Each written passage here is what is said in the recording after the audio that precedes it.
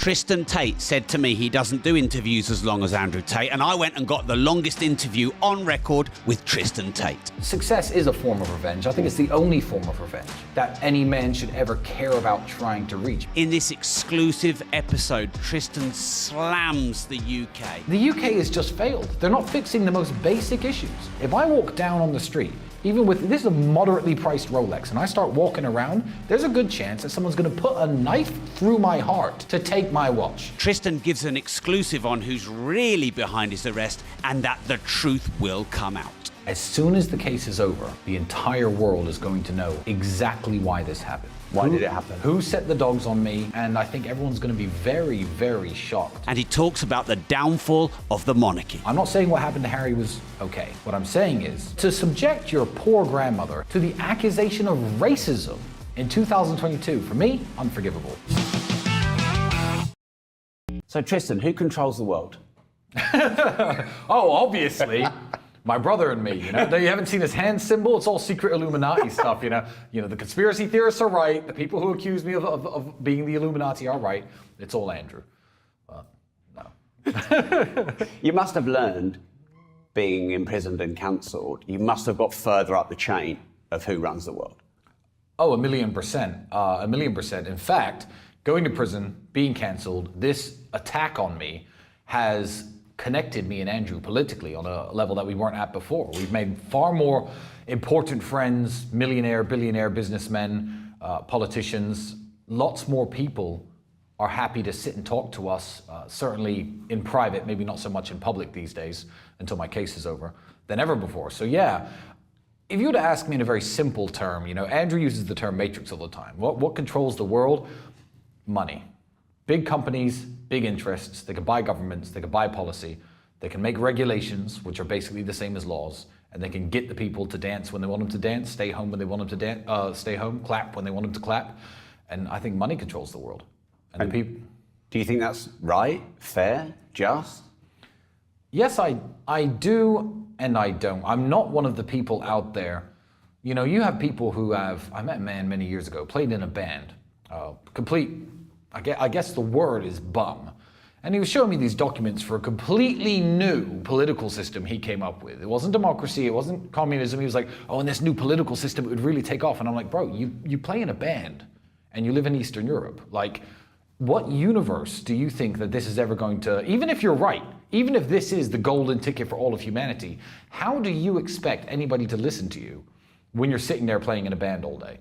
So what I do is I try to change the world on more of a micro level. I don't try to change who runs the world, who controls the world, how the monetary system works, how fair or unfair it is. I try to look at the game and play the game as best as I understand the rules.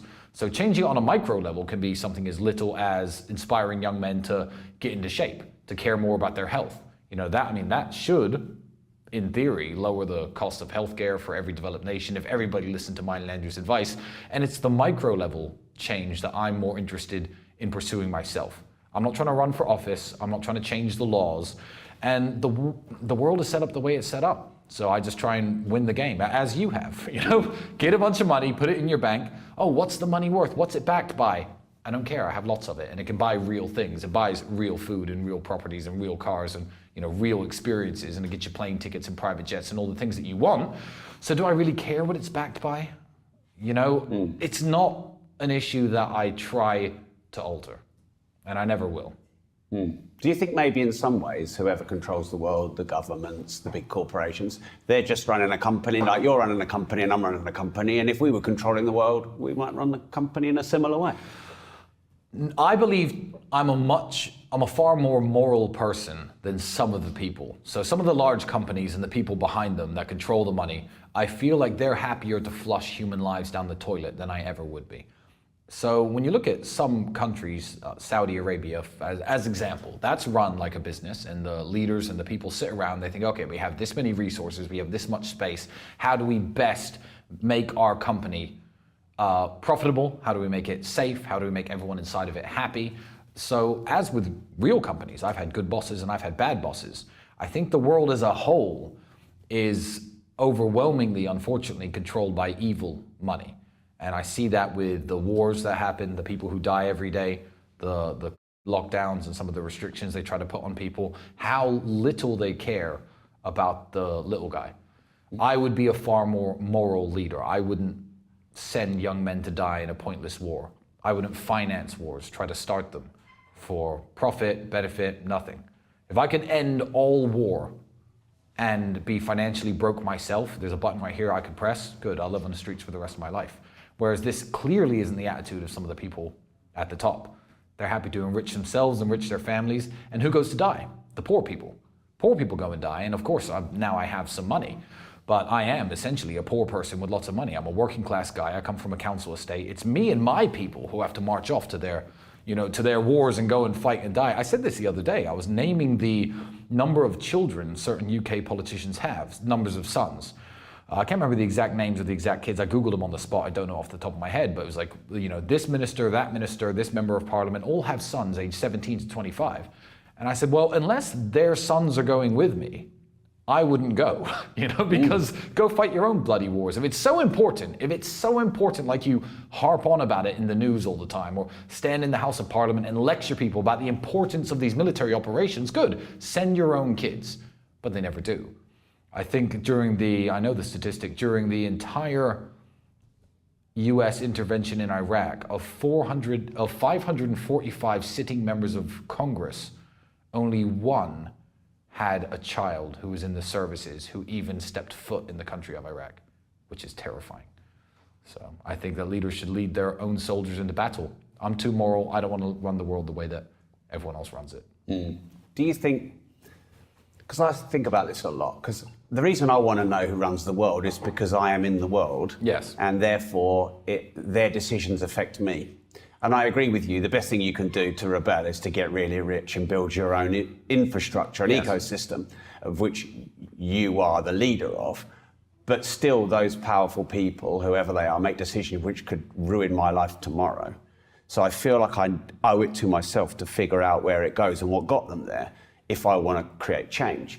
And sometimes I think there's just some evil people and their family lineage of thousands of years were evil people. Yes. And then other times, like politics, I think some people go in with good intent and then power corrupts, and for them to fit within the system, it changes them.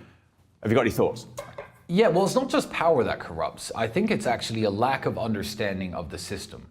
So if we take the American Republican primaries, for example, a lot of people were harping on about Vivek Ramaswamy, who I don't dislike. I like him. But the reason I was Trump should be president guy, not Vivek, is because Trump is now prepared for the enemy he's facing. He was put into office. He thought, I'm the president. I can do what I want to help the country. And he found himself, remember Russiagate, Russia rigged the election? He was fighting this in court for 3.5 years. And it's like, oh, well, okay, it turns out Russia didn't need the election. Oh, time's up. And then he was out. I feel like Vivek could have been blindsided with some nonsense claim. I mean, for example, he's of Indian heritage. Okay, he becomes president. Maybe India interfered with the election. He'd be sitting there for 3.5 years, fighting this imaginary case, not getting what he needs to do done. And then it's, all right, time's up, Vivek, get out. So the reason I was a pro-Trump guy is because it's not just about power corrupting people. I think people who get into power maybe don't realize how little power they have in the position that they're fighting for. Whereas Trump now knows the rules. He knows who he's up against. He knows who in the deep state's trying to take him down. So I think he's the most qualified man for the job. So I don't think anyone necessarily gets corrupted. I think that the suits knock on the door and sit down and say, oh, congratulations, Prime Minister. Well, this is the way it works. And if you don't like it, shut up. That's what I think.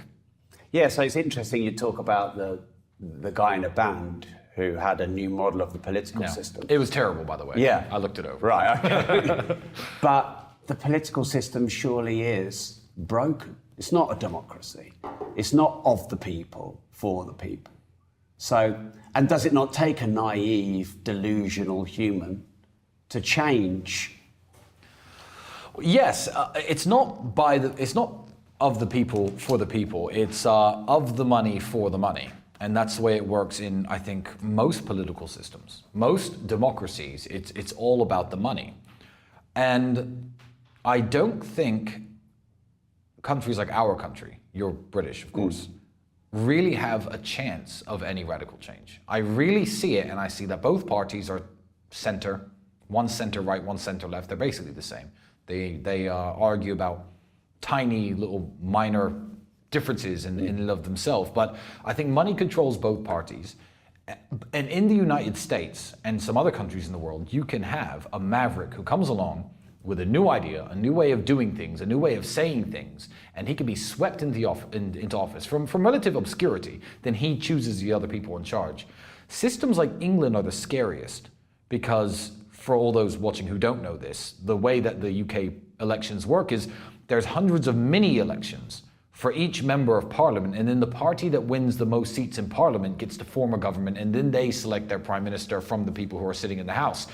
So nobody can come along, nobody, anybody, and just say, I've got a new way of doing things, please vote for me. Vote for me where? What, Coventry South, Luton North? Then you're a member of parliament. You have no power. You're not directing the government. They're not going to form a government from you.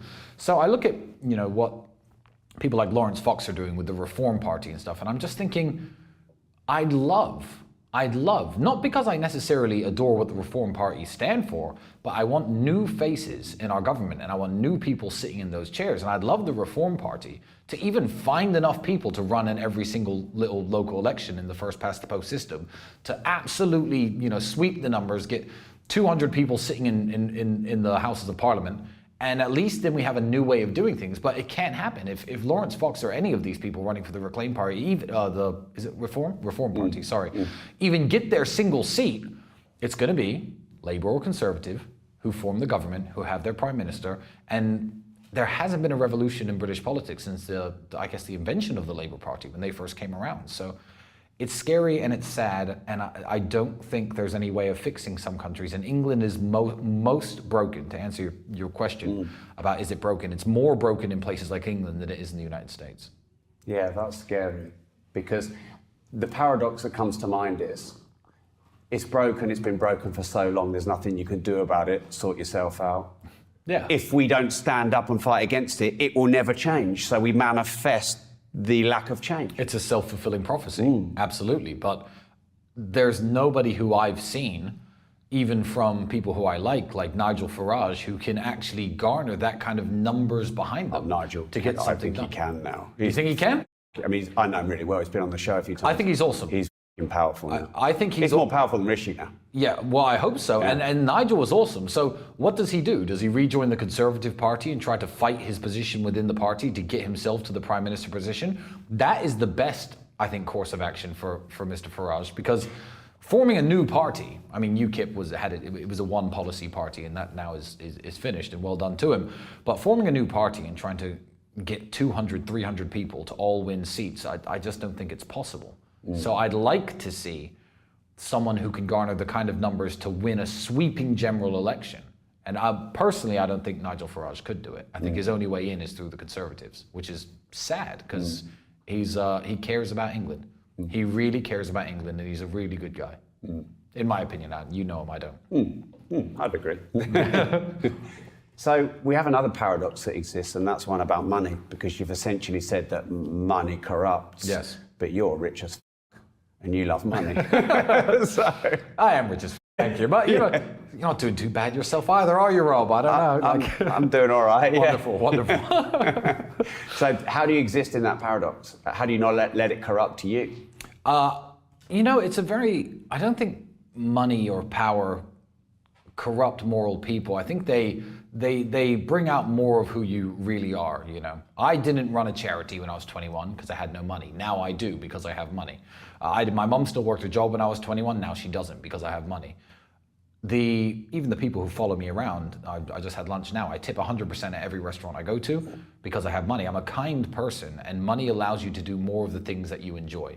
So if you meet someone who seems like a good, down-to-earth guy who then wins the lottery and he starts talking down to people and being dismissive and being rude to waiters, I don't think he's been corrupted. I think that's who he really was.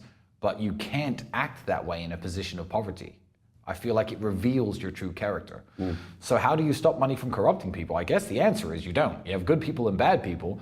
And I wish the world was set up in a way that it was easier for the good people to get rich, rather than, the evil, cutthroat, vindictive people, because capitalism is a system where it's easier if you're cutthroat to get rich than if you're kind and moral, I think. Yeah, I'd agree. Although, do you think we even have capitalism anymore? Yeah, it's tricky. I mean, capitalism is a system. For capitalism to be real, money has to be real. Money has to be backed by something other than a military that's willing to like invade every single country, saying no names, and and overthrow their leaders when they don't like using their currency. So, for capitalism to be real, money has to be real. Personal ownership of wealth has to be real. What does your bank balance even mean? Nothing. Is it backed by gold or silver or anything? No. I mean, the only way to actually have wealth is to accumulate things that are expensive. So, I mean, if you own a bunch of properties, a bunch of cars, a bunch of gold, then you do have some wealth. But, capitalism means that every single intermediary exchange between goods and services is all cyberspace, smoke and mirrors, nothing. So, I guess in a way we don't have capitalism. But I don't know what to do about that besides, keep making as much of this money as I can and keep buying real things. So, well, it sounds like you do, because you said that flippantly, but I think it was wise. You use the system of capitalism and this thing that isn't real money, and then you convert it into real assets that is real money. Well, yeah, and that's how you get rich. And that's exactly what the evil people do as well. That's what evil people do as well. If you're a bank and you can print money out of thin air. What the banks do is take everyone's money and convert it into assets. Exactly. Or they take everyone's assets. So a bank will, as you know, but the viewers at home may not know, the bank will say, I am the bank and I offer a mortgage to everyone in this studio right now, 10 people, 10 mortgages, you all bought your homes, you know what your job is, you know what your salaries are, and you're all paying me a certain amount of money back on these loans I give you. Okay, cool. Well, interest rates go up, you got some variable interest rates on your mortgages. Then suddenly, I personally crash the property market and the value of all your houses go down. And I start saying, oh, well, your loans are too big, blah, blah. I'm gonna default you on all these loans. I'm gonna take all your houses. What's happened? A bunch of money is moved around, which doesn't mean anything. And I have 10 houses, your houses. And you're all homeless. And they didn't have to earn their money, They created it. Exactly, Yeah. They printed it out of thin air for you to work and do the labor to get these houses. Now they're all mine. None of you have houses, the whole street is mine. So evil people do it, people do it, absolutely. They don't even need to do any work or come up with any good ideas to get everyone's assets. Farmland, it's all going into the hands of these people. And it's a scary future to look into. Huge news, years in the making. My brand new book that my publishers refuse to publish, Money Matrix. Beat the money system and build generational wealth. Understand the 3 main ways that the banks productize you and make money from you. You'll be able to turn that system against itself, build generational wealth and multiple streams of recurring income. It's all at moneymatrix.cash. And if you're quick, the first few hundred registrants and buyers will receive many special bonuses from me. The brand new Money Maker Summit 3-day special event. Meet me at a champagne reception. Meet me at a multi-millionaire networking dinner. Go now, moneymatrix.cash. This is huge. So part of my mission, because my mission is to help as many people on the planet get better financial knowledge, is to learn what the system does. Because actually, take morality out of it. Yes. It's pretty smart. Yeah. No, it is. It's genius. I mean, if I could sell you a money printer that you could have in your office where you could just print money, you wouldn't tell me to fuck off, would you? No, absolutely. I'd buy it at whatever it cost. I'd buy it for all that I have because then I'm rich forever. Yeah. So I guess I'm trying to help people understand the challenge for people is the system's really smart and it makes money out of you, but it doesn't want you to know how it makes money out of you, because once it's exposed, you can reject it and make your own money like it makes money from you. Exactly, and also, where do you get your education from? The system. The system, correct, So that's propaganda. That's the tricky part. I mean, people joke about this all the time. Like in school, I'm not against learning any of the stuff we learn in school. Pythagorean theorem, very useful if you want to be even a carpenter. Very useful stuff. How flowers work, I still remember that to this day. It's very interesting. People should know about the world around them, and people should learn these things. But, what is money? How do loans work? How would a mortgage work? Like, very basic stuff. I remember taking a class called Life Skills. Now, I went to British school. It was called Life Skills back in my day. And what the hell did we learn in Life Skills? The fact that I don't remember, I think speaks volumes. It speaks more than if I could give you an example. So, it's very scary that the system is in charge of your education and people don't seem to be learning the most basic things about how any of this works. And the paradox of that is people like yourself and Andrew, who are teaching this stuff, are starting to become very powerful. Yes, indeed we are. Powerful and also in jail. So interesting how that works. You know, I can't say too much on the topic, but it's very interesting when you start upsetting the people who've been running this scam for hundreds of years and upsetting the system, I guess, that we're all a part of, that out of nowhere, I mean, Elon Musk just got hit with a bunch of criminal charges. They're trying to put Donald Trump in jail. I was in jail. There probably even won't be a trial, but they certainly screwed with me for a couple of years. It's a back off warning, I guess. It's a do not touch. And I don't know what else to do besides continue doing what I'm doing, because, you know, the success stories of people who, you know, subscribe to the online school that we run or read your books, the success stories keep you going. It's just like, okay, this young man's now making money because of something I've taught him. Screw it, send me to jail. Like, what else can I do? I can't quit. So do you think you were in jail because of things you did, or were you in jail because of the crossfire from Andrew?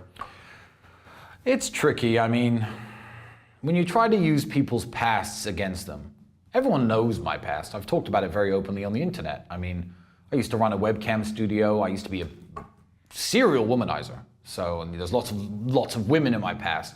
So it's a very easy attack vector. Let's throw him in jail and talk to all his exes. Luckily, I've always been a gentleman, and none of my exes said anything bad about me. 0 girls who ever worked at my studios are involved in the current case, by the way. People on the Twitter keep trying to make that connection. Oh, he said he ran webcam studios. Excuse me, there are tens of thousands of OnlyFans management agencies in this world now. Who controls them?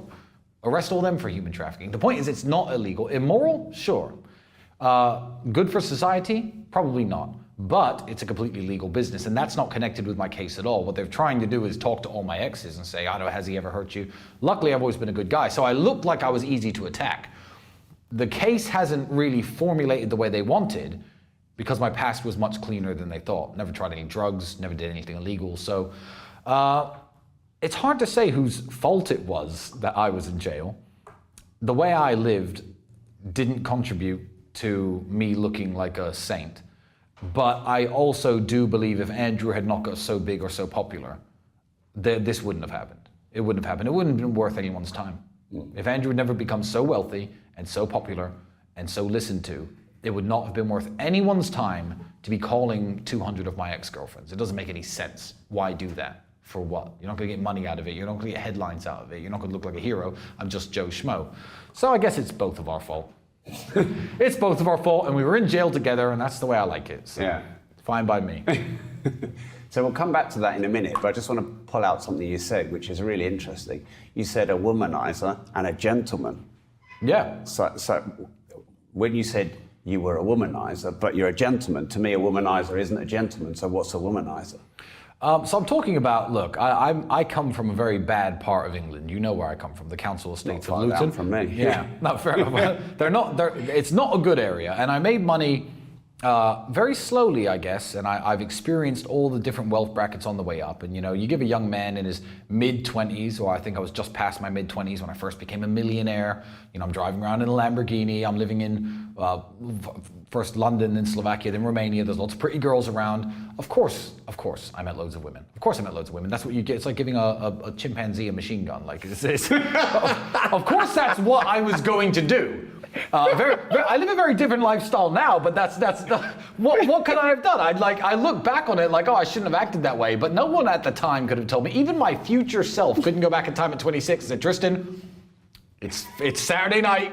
Don't go to the club and don't meet any women. I wouldn't have listened.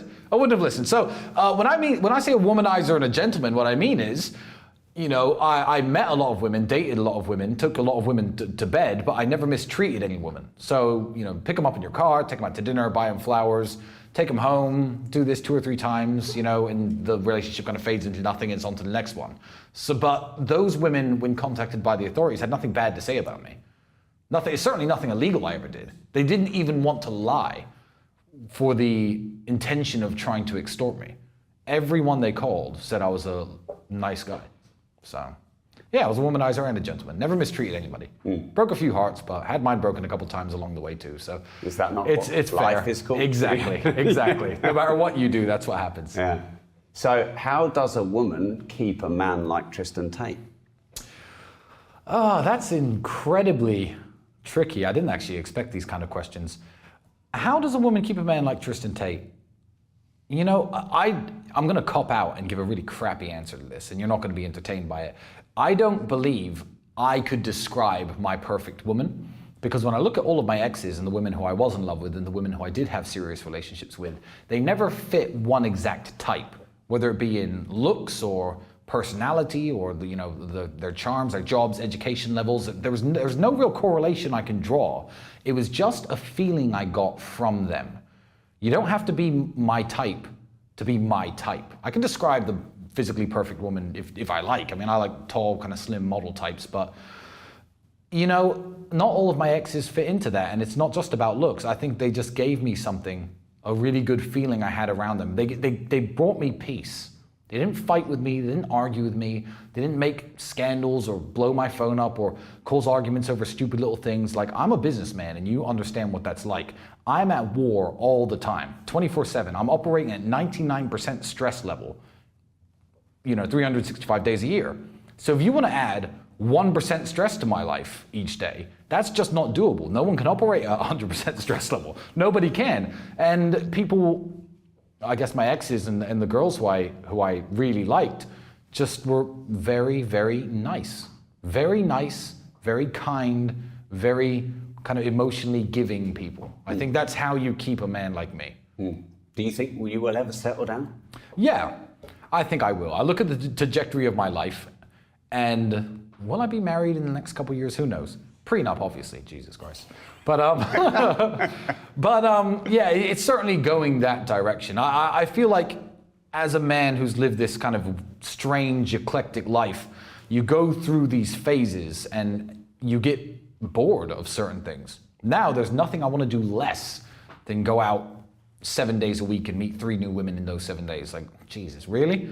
All the drinks, all the hangovers, I can't be bothered with that. So I have been told by people we both mutually know you still like a good drink. Oh, I do like a good drink. I love a good drink, but it's very different now. Now it's like, I'm sitting around with my friends, let's drink 6 bottles of whiskey. It's not like, let's go out. Well, it depends. If there's 3 of us, it's only two bottles per man, It's not that bad. So yeah, I still do love a drink, and I built up a tolerance over the years, but it's not part of my recreation in terms of going out and making the kind of parties. It's more sitting around discussing history and politics with my friends, playing chess, playing cards, drinking whiskey. That's when I like a drink now. So it's shifted. And I'm bored of the previous stages of my life. I'm literally bored of them. So settling down, I think, will probably happen. Yeah. Sooner rather than later, but I can't really say anymore because I have no certain answers. Do you think, like, being with hundreds of women comes from a place of low thousands, Rob? Sorry. Cut, edit. Tristan, do you think being with tens of millions of women, do you think it's sometimes trying to fill a void in your own soul or fill up some emptiness that's there? I've heard that before, and the answer is yes, in some people. Yes, in some people. So when I say I like drinking alcohol with my friends because it enhances our conversations about history and politics and makes the card games more fun, also there are people who use alcohol to fill a hole in their soul. I don't have a hole in my soul. So when I was running around meeting a bunch of beautiful women, I come from a time when I was a nightclub bodyguard in London, one of the doormen, and I'd see these millionaires with all these beautiful girls, and I couldn't talk to them. One, I was at work. 2, I made £100 a day. This kind of girl probably wasn't interested in hanging out with me. So it didn't come from a point of trying to fill my soul with anything. I just enjoyed doing it. I just enjoyed meeting new women. I enjoyed hanging out with them. It wasn't just the sexual side of things. I enjoyed taking them to dinner, having them on my arm, going to the theater, going to the ballet. It was nice. I wasn't trying to fill a hole in my soul, but I do 100% agree that some people are trying to do that. But same could be said with alcohol. Same could be said with many things. Did I hear you say you were glad you went to jail? Did I say that? Yeah, I probably said that. So when I say did I know you did because I saw it. Yeah, you did. Yeah. I think I've said it twice. One, I'm glad I went to jail with Andrew. I'm glad he wasn't sent to jail without me, because that would have been a travesty. It's already a travesty of justice as it is, but at least send me with him, Glad I went to jail. Yes, I'd never been to jail. And I tried to think into the future and look back at my life as a 65, 70-year-old man although being in jail at the time bothered me a lot, even now that I'm out, God knows if they'll send me back. Hopefully not, it doesn't look like it. But I think it was a very interesting chapter of my life. This is certainly, for a 3-month period, one of the foundational stories that will be told about me and Andrew in the decades to come, the time that we were thrown in prison unjustly. So even though it was only 3 months of time, yeah, I'm glad I went. It was a test of character. I passed the test of character to myself and to God, to no one else, because obviously no one else was watching. And yeah, I think one day when I write my autobiography, it's going to be a very interesting 3 or 4 chapters. So I'm glad I went through it. I mean, it was January, February, and March of 2023. What would I have done anyway?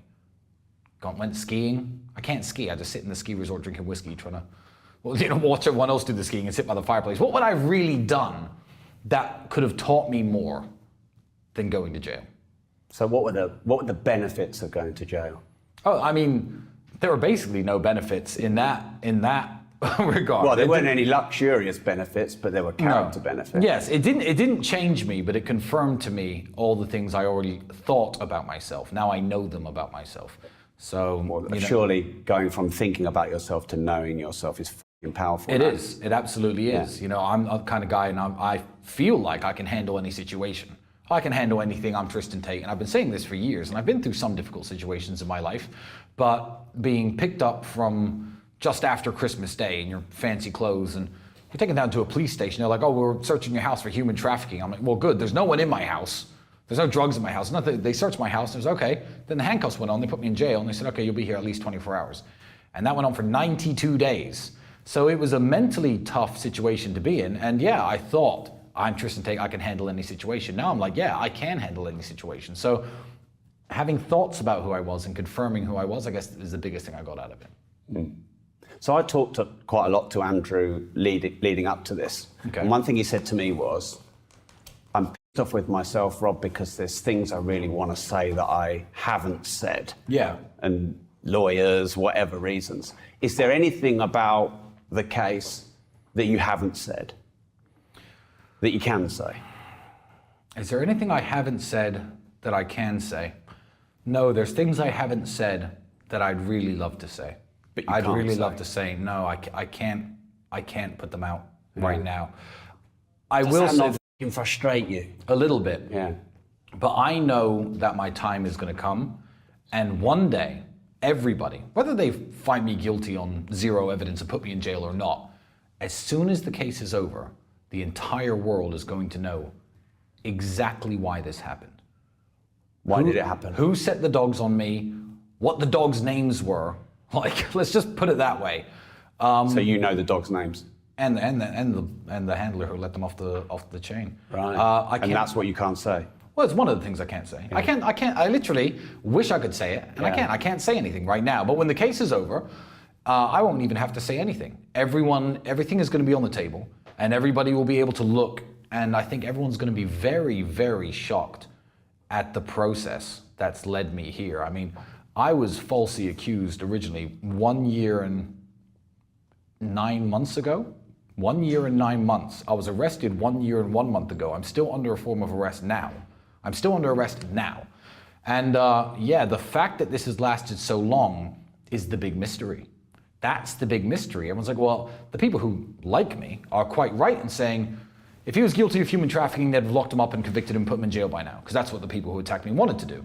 And the people who hate me are actually wrong in saying, oh, well, it's still going on because they're going to find him guilty eventually. No one is ever, 2 years from initial event, still there's not even a decision about if there will be a trial or not. That decision hasn't been made. So it's a very long time in my life, and the reason why it took so long is going to be the big wow moment. Well, because I was just going to ask you, is it taking so long part of the process of what they want to achieve? Exactly. And how they've done it is going to be the mind-blowing part, when everyone's like, oh, wow. Can I come back to Romania for that one then? Yeah, come sure. and have another chat with you. I've been in Romania a while. When this is over, let's meet in Dubai. I'll come to you, you know? Yeah. But that's going to be the mind-blowing moment. How it was done, how it was orchestrated to last so long, and who did it. That's going to be the interesting part. That is the filthiest of cliffhangers. Yeah. Too bad. Yeah, no, I wouldn't push any harder than that. I've got to push a bit. I've got to do my job. I appreciate it. Yeah, I appreciate it. Does anything shock you about your rise to infamy? I would actually correct your question, because we are infamous, 100%, but we're also heroes to a massive percentage of a generation. So we are infamous, but we're also very, very well liked. Depends who you're asking. But in terms of the state hating me, etc., like the old pirates were, we are infamous in that way. Yeah, I'm very surprised at how evil they've painted, I guess, my brother, me by extension. I like to think of myself as a very good person, and my brother, again, is a very good person, a very moral person, a very kind person, a very charitable person, a person who's always willing to help, who's always willing to lift others up, always willing to take my time to teach people lessons in life that may benefit them. And I've always seen myself and my brother this way. So when I look at the old videos of him, like, yeah, if a girl attacked me with a machete, I kilo the machete out of her hand, and I look at the stupid old videos and they're like, Andrew Tate attacks women with machetes. I'm like, first of all, how dishonest is this? First of all, how dishonest is this to find one clip from people who've been producing content on the internet now 11 years and say that this is the core of his message? Attack people with machetes. He was talking about self-defense. It was a joke. It's stupid. But that's the core of his message. It's the rise to infamy hasn't surprised me from the moment I realized how dishonest the mainstream media are. Once I saw how dishonest they could be about him, now I'm like, okay, say whatever you like about me, I don't know. Human trafficker, murderer, misogynist, you can say whatever you like about me now and I will not be shocked. I will not be surprised because I know how evil they are and how dishonest they really are. Because the core of Andrew's message, and you're obviously someone who knows this, I'd like to think, is be better, do better, treat others well, go to the mosque. That's Andrew's message. I'm not Muslim myself, but that's the core of Andrew's message. So he's not an evil person. The rise to infamy has been a shock, an absolute shock, because I was like, why on earth would they want to lie about someone so obviously and so blatantly, but also in such a horrible way, It doesn't affect me, it doesn't affect Andrew, but our mother, we don't need that.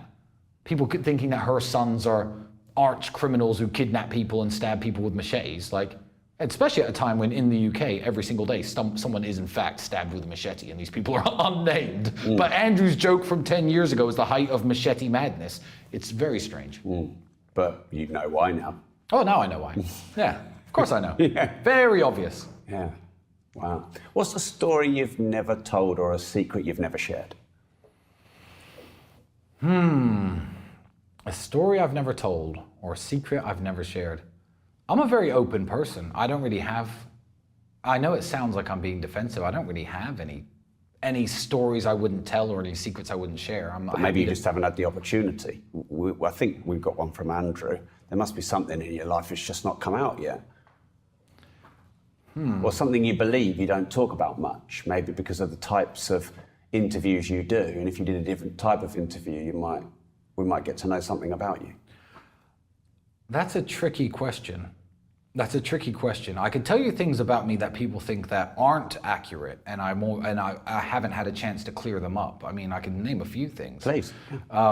People always assume that me and Andrew, I don't know why, they group us in with this online community of what they call red pillars, and they believe that I hate women and I look down on women. That is actually one of the most offensive things that anyone can say about me, when really I don't hate any woman.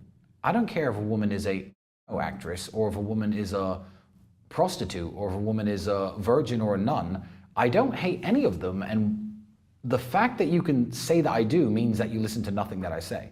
Obviously, don't marry a porn star, but porn stars exist because they fulfill a role in society. Don't marry a prostitute, but prostitutes exist because they serve a role in society. I'm actually tired of the red pill community who they're always trying to group me in with, trying to change women. They get a bunch of girls who are promiscuous on a panel and they say, yeah, you should act like wives and you should. No, they shouldn't. No. Marry the wives.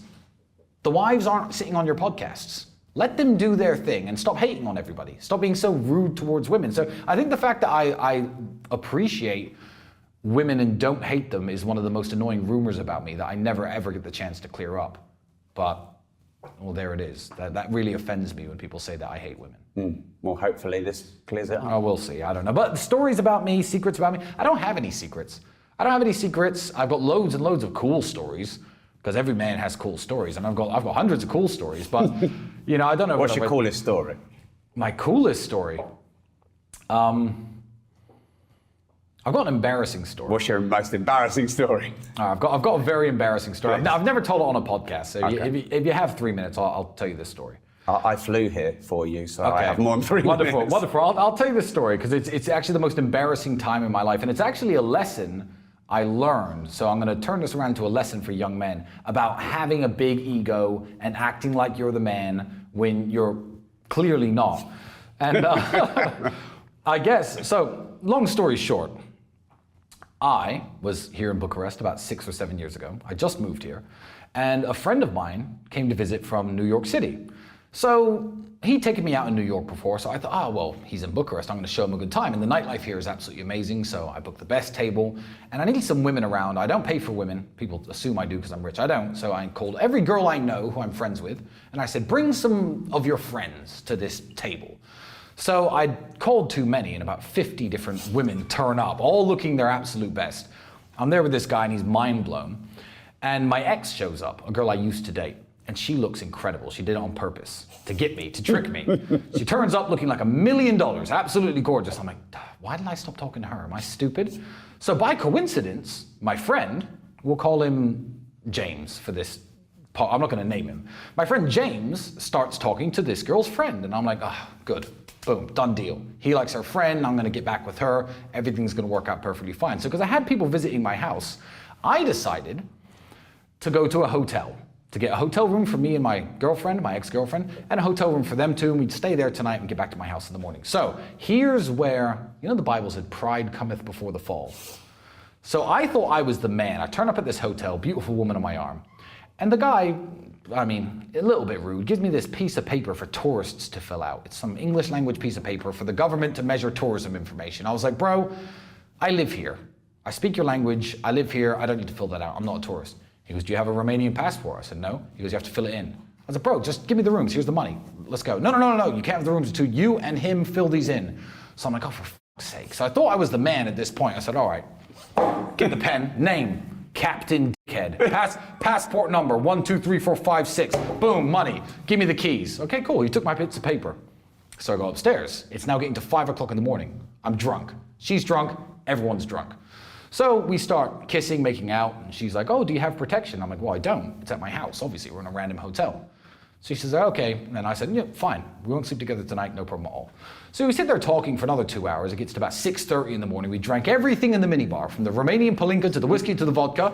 So she starts climbing on top of me, kissing me again, taking my shirt off, this kind of stuff. And we get down to like, I'm in my underwear, and she's like, do you have protection? I'm like, but you know I don't.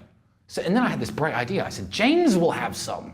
I know James will have some. So I run out of the hotel room in my underwear, go into the hallway, walk down the hallway, knock on James's door, who's an American, and I hear a Romanian man say, who's that knocking on the door? So I run around the corner, terrified, because I think I'm going to get caught. I'm in my underwear. So I'm hiding around the corner, still got a rock hard on, in my underwear, and I look around the corner, and I'm like, fuck, I don't know where James's room is. But then I realize, I don't know what room I just came out of. And the hallway all looks the same. Red carpet, red doors. So I'm creeping down this hallway going, psst, James. Psst, the girl's name, I'm not going to say it on the podcast. And no one comes out to save me. So it's 7 o'clock in the morning, sun's coming up, rock hard on in my pants, in my underwear. I get in the elevator, I'm going down the stairs. And obviously the door opens to a group of 40 Chinese tourists with cameras around their necks. I'm standing there, swaying, giving them the old, don't take pictures of me face. So I turned the corner and I was like, bro, what room number am I in? I kid you not, this man shuffles his papers, looks me dead in the eye and goes, so you must be Captain Dead. I've never felt more ashamed in my life. He didn't even let me off. I'm like, yes, passport number 1, 2, 3, 4, 5.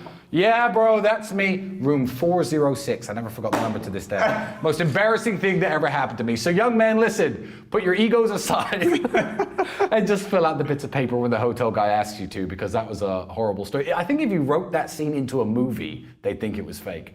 But yeah, true story. Well, there you go. An embarrassing story I've now shared with the world, courtesy of Mr. Rob Moore. Thank you for sharing. No problem. I'm a visual guy, so there's still some things going on in my head there. Yeah. What scares you the most? I wouldn't openly say I'm scared of anything. Like, I'm not scared of things. I don't swim in oceans. I almost got killed by a fish once, long story. So I don't swim in oceans, I'll jump. Saying a shark would sound better, wouldn't it? No, Killed it wasn't. by a fish. No, yeah. You're killed by a fish. Yeah, I almost got killed by a fish. That should be the story. It is a very good story. I should share it with you one time. But yeah, a fish almost killed me, basically. So I don't go in oceans. I mean, obviously, everyone on Earth can say, oh, I'm scared of my mom dying, and, you know, inevitable things that will eventually happen to all of us, sadly. But do I really sit around scared of anything? For example, I'm not scared of going to jail right now. I don't operate in the realm of fear. Like, God's going to deal me the cards that he's going to deal me, and that's going to be it. So no heights, nothing. No, nothing. I'm not scared of anything. I wouldn't parachute jump. I don't fly in helicopters. But I wouldn't say I'm scared. Why don't you fly in helicopters? Statistics. Yeah. That's it. Yeah, I got 2 pilots licenses and then stopped. Yeah? Yeah, well, You know the statistics. I know the statistics. They're very bad. And am I scared of helicopters, though? No. I wouldn't use that word, but there are things I don't do. Don't swim in deep oceans. Don't fly in helicopters. I wouldn't bungee jump or skydive just because, you know, some little Indonesian man whose job it is to hold a big rubber band over a bridge in a river. I'm like, I've worked so hard my entire life, and now I'm just gonna leave it in the hands of this rubber band guy? Like, no, I'd rather not. Could I do it? 100% guarantee of safety. Could I do it? Yeah, of course, but there are no 100% guarantees. No, I'm not scared of anything.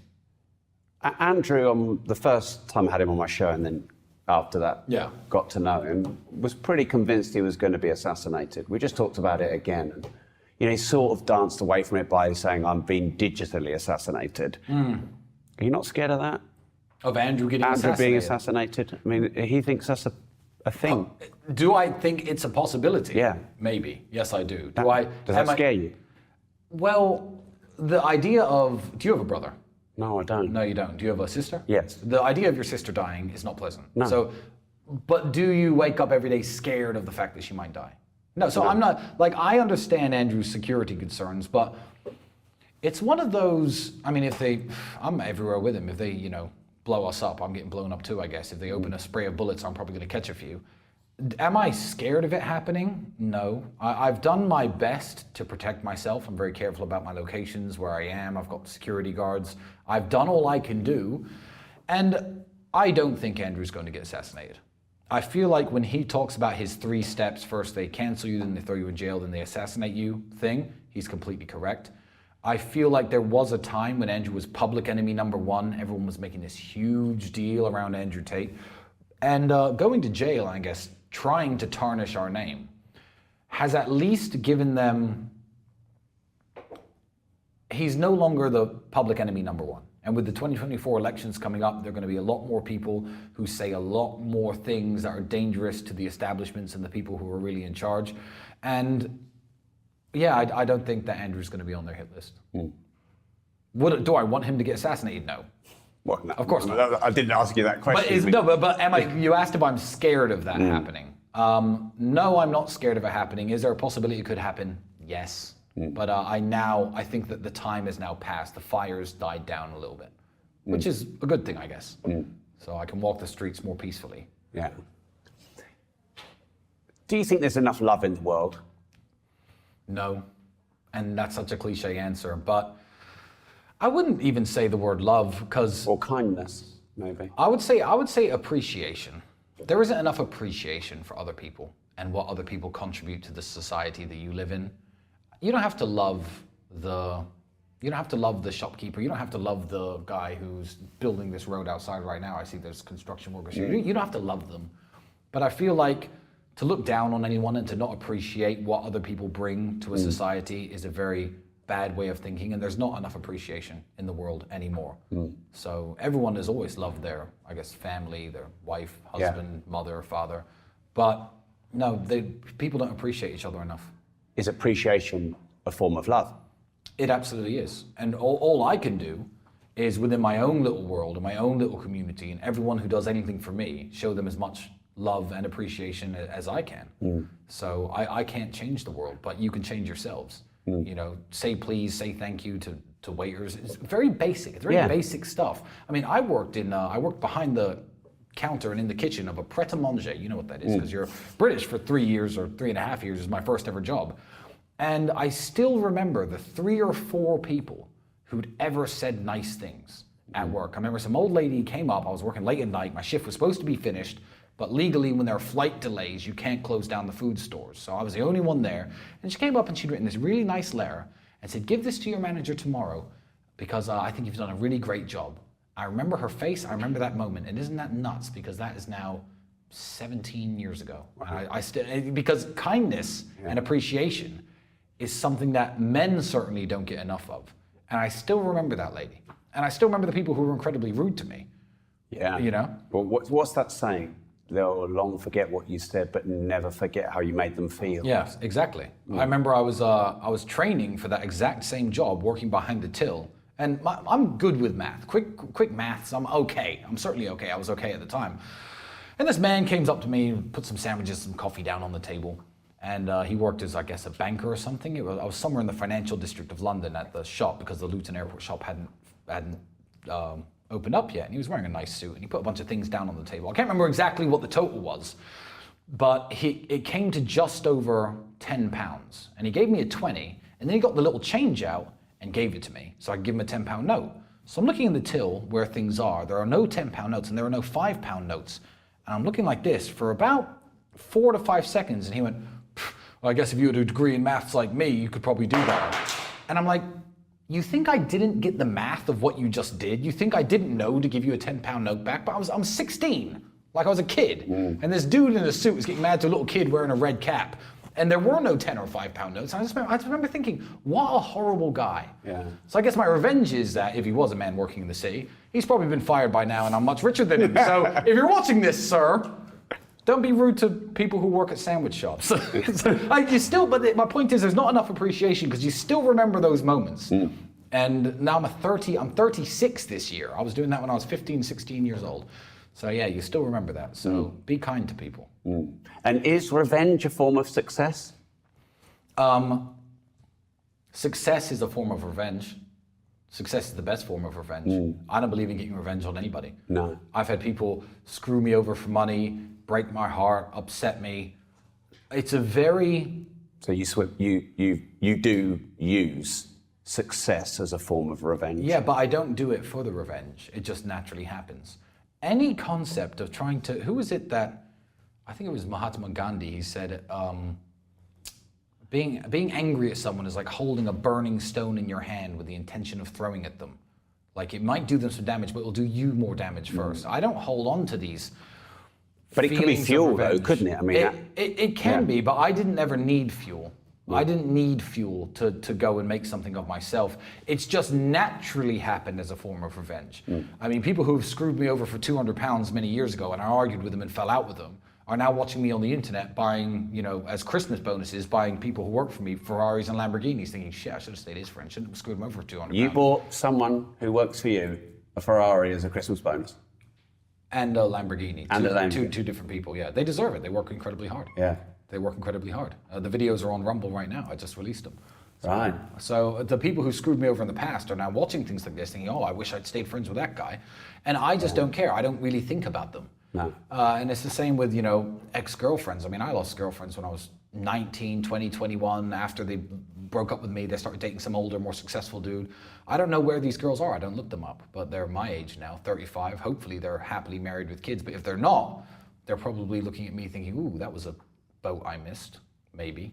I don't know. Maybe they're not. Maybe they don't think about me. But success is a form of revenge. I think it's the only form of revenge that any man should ever care about trying to reach because it's beneficial for you and it's the best form of revenge. Actually physically trying to hurt people, sue people, damage people, take any kind of revenge. It's got incel energy about it. You know what I mean? It's got, I guess I'll use the term, small dick energy. Oh, I need to get this person back. And it's Yeah, it's really stupid. So success is the only type of revenge worth having. How did it make you feel when you gave people that work for you supercars? It made me feel amazing. And it was kind of mind-blowing for me that I was in the position to do these things for others. But as I said, I wouldn't say give them supercars. I've rewarded their hard work for the year with a bonus, and as a bonus, I decided to buy them cars.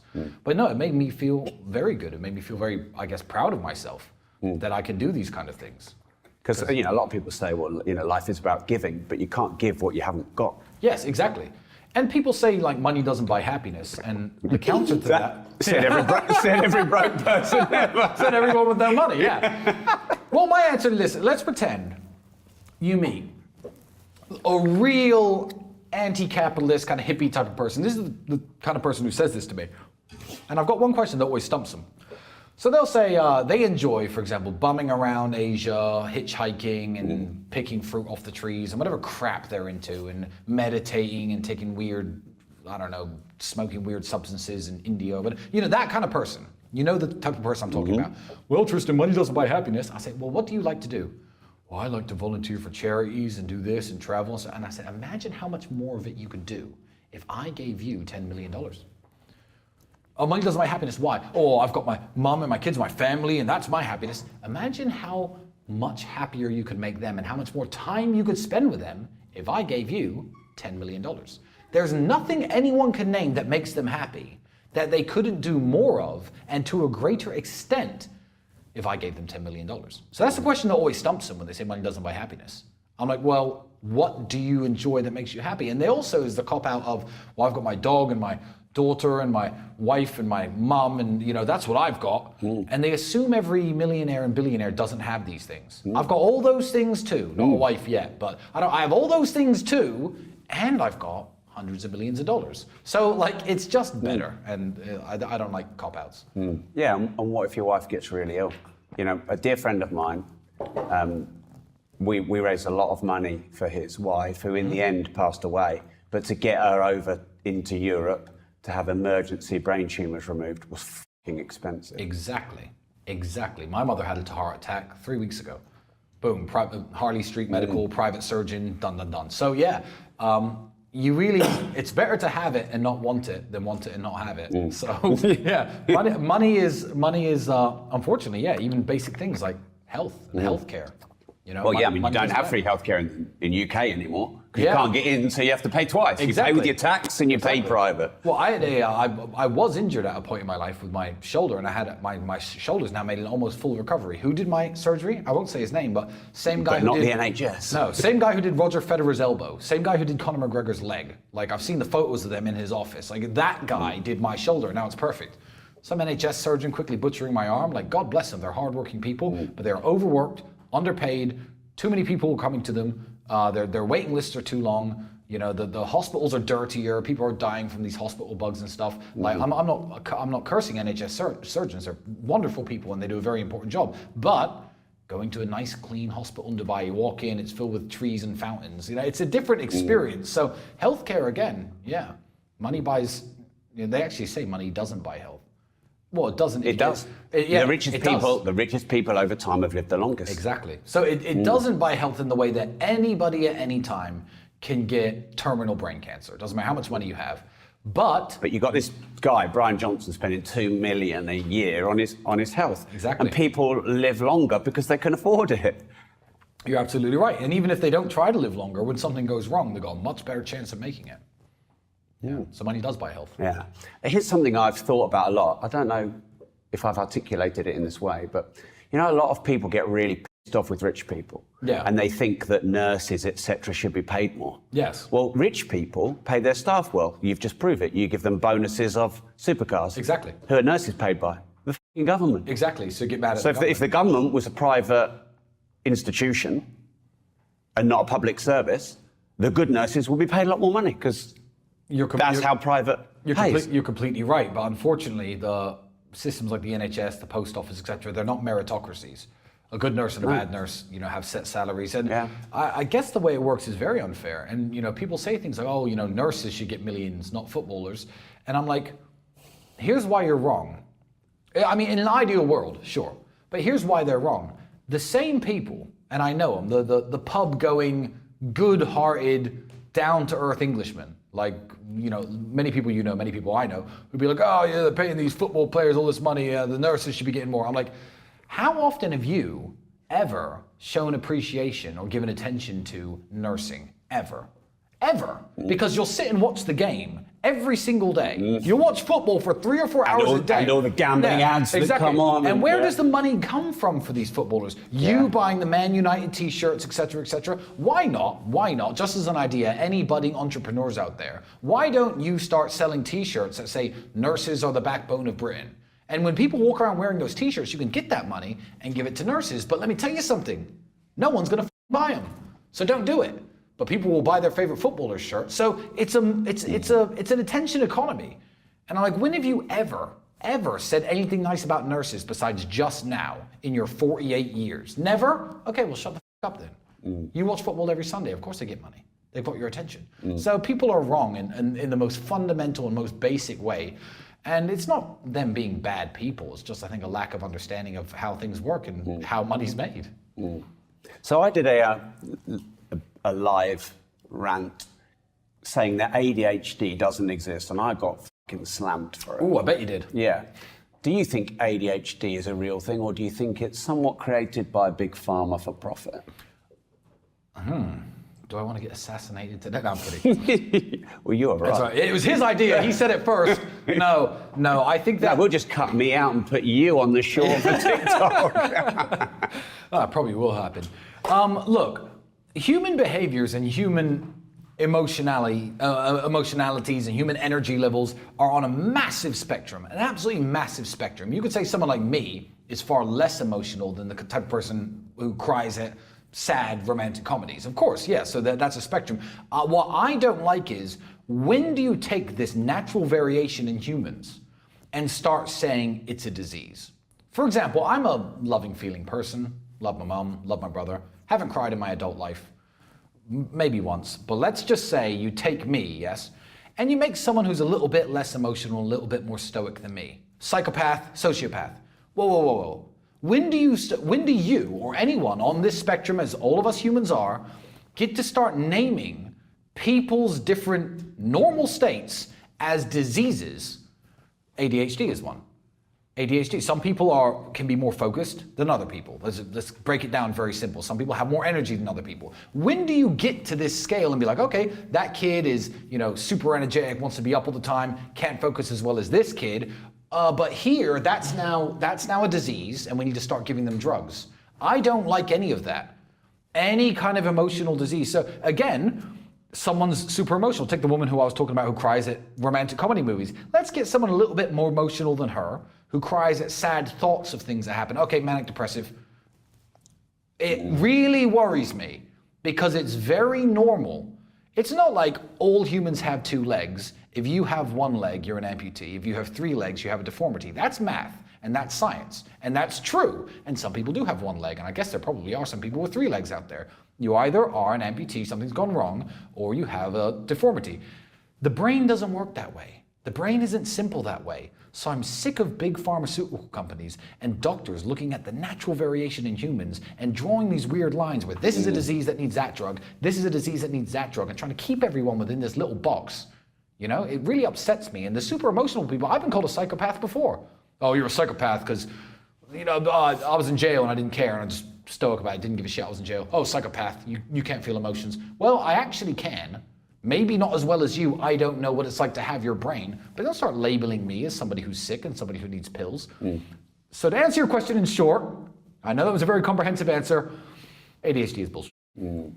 I was talking to Will I Am, and he said that really it's just bad teaching. All these kids with ADHD, it's just bad teachers who can't keep their attention because the fucking computer game can keep their attention for a week. That is a very good point. Well done to Will I Am. But yeah, you're right. They'll sit on a computer game for 8 hours. So they haven't got attention deficit disorder. They've got a lack of respect for authority, bad parenting, and they've probably got bad, boring teachers. Yeah. I remember my science teacher to this day. His name was Mr. Subasingh. I don't know where he was from, probably Indonesia or something he looked like. But very interesting teacher. Kept the lessons fun. Science was my favorite topic. Why? Did I go on to be a scientist? No. Went on to be a businessman. Why was business not my favorite topic? Because Mr. Subha Singh was super entertaining and super interesting and made the lessons fun. So yeah, you're completely right. All right. Is happiness the purpose of life? No. Happiness is the purpose of life if you want it to be. If you want to have a happy life, go ahead and do it. But I don't think chasing happiness is going to lead to anywhere positive. Happiness is the purpose of life, but not for yourself.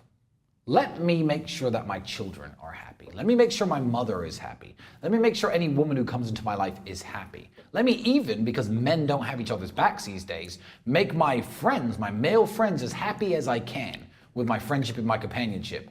But nothing about my quest for happiness is about, I guess, personal happiness. I do the things I like to do. I like to drive fast cars. I do these things because they entertain me. But I don't wake up every day trying to be happy. I'm sure my brother's made the exact point I'm going to make, so I won't repeat himself. I won't repeat him. I wasn't even here for the podcast, but he probably made a point about chase being proud every morning. Wake up every morning and think, how can I make myself proud of myself today? I've trained twice today already, and I got here at 3 p.m. I'm proud of myself. Did it make me happy running on that treadmill for an hour? No, it was horrible. So I don't think happiness is the purpose of life for men. I think men should be trying to make everyone else happy. It's very ironic actually that they'll call old-fashioned men like me who want to provide for their women and not maybe have their woman have a job and provide for his family in the traditional way. They'll say like, oh, you just want your woman to be a slave for you. Okay, she might make a few sandwiches. Okay, she might cook a few meals. She might change a few diapers. But if I'm working 18-hour days, 7 days a week, I am the slave. I am the one. I am the slave in this situation. You don't, yeah. I serve people. That's what I do. The people in my life, I serve them. And by exchange, they serve you back. Your daughter can make you happy, your wife can make you happy, girlfriend, mother, they can make you happy too. And just seeing the smiles on their faces is often enough for men. It's often enough. What's the thing that's hurt you the most? Oh, my father dying, obviously. That's a question I didn't have to think about. He died 7.5, 8 years ago now. So Andrew said to me, I think it was off air, he said, you're not a man until your father has died. It triggered me a bit because my dad hasn't died. And I think I'm a man, not just biologically. Mm-hmm. I think I tick some boxes, I'm sure. Beyond just the biological. I wouldn't be sitting here if you weren't. So. Yeah.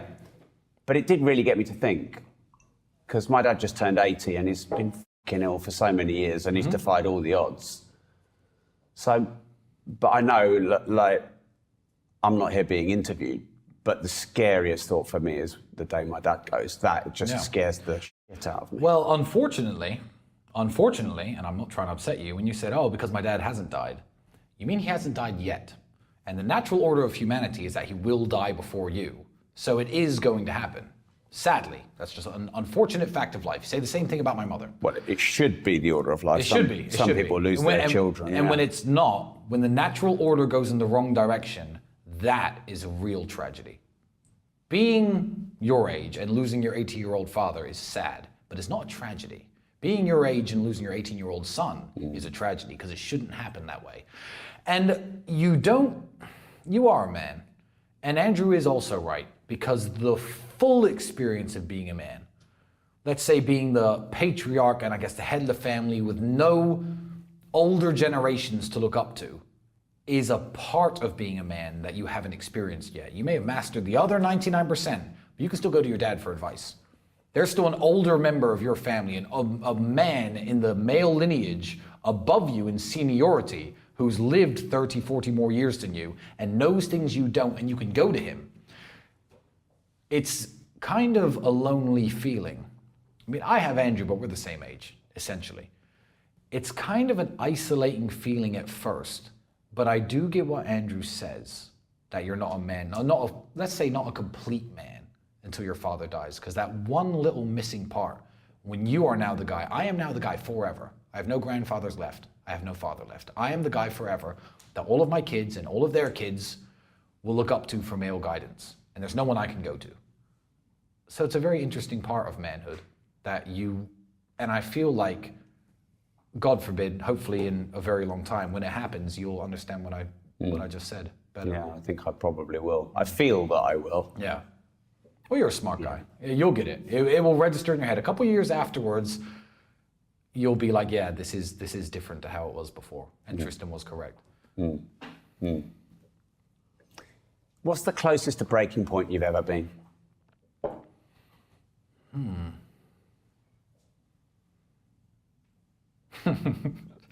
You know the meme? It's an internet meme where it's Jesus Christ on the right, and it's always someone crying about their problems. Like, why do you always give me the hardest battles? And Jesus is like, listen, just turn off the TV and go outside. I saw one where there was like some psychotic weirdo with crazy hair saying, give me harder battles. And Jesus Christ is like, Jesus, what the fuck's wrong with you? And that made me laugh, and it kind of reminds me of me. And I brag, and people who watch this, you can take it or leave it. I don't care if you believe me. And people will be like, yeah, Tristan, maybe I'm putting on a tough guy act. You don't get to where I get to, and you don't go through the things I went through and maintain this position unless you are incredibly strong. I've never been anywhere close to breaking point. Never? Ever. Nothing? Nothing. I can't think of a single time. So is that something that was born in you, or it was how you were raised? I think it's a combination of both. It's a combination of both. I could have been raised in a much softer way. I could have, I don't know, taken up professional snooker instead of professional kickboxing. I feel like that certainly added a lot to it. Yeah. So I don't really know, but that is how I am. I can't think of a single time I've been anywhere near breaking point. Not in jail? No, nowhere near. Nowhere near. In fact, in jail, I laughed more in jail than I was laughing here. It's hilarious. Human trafficking? Jesus, this is funny. You want a cigarette, Andrew? Especially when I was put in the same room with him. Jesus, it was hilarious. Like, I know I shouldn't say that, but imagine, okay, I assume you're not a human trafficker, right? You are correct in your assumption. Wonderful, great. Imagine one day you're sitting there with your best mate in jail, accused of human trafficking, the news keeps calling you a human trafficker. Like, you could cry about it if you want, but also it was kind of hilarious. Like, if I was a real human trafficker, I'd be like, they're on to me. I was laughing daily. I found it hilarious. Talk about breaking point. Nowhere bloody near. Nowhere near. All right. That's my answer. Yeah. Never been close. Right. Wow. AI. Do you think this is the nearest to the apocalypse we're getting, or the biggest opportunity maybe in the world ever, certainly since the internet? Nuclear weapons have changed the game, obviously. But besides that, I'm a big history buff. I love history. You have to understand that it's very ignorant to be, because right now we live in a very special time. You know why the time is special? Because it's happening right now. But in 500 years, this time may or may not be relevant or special at all.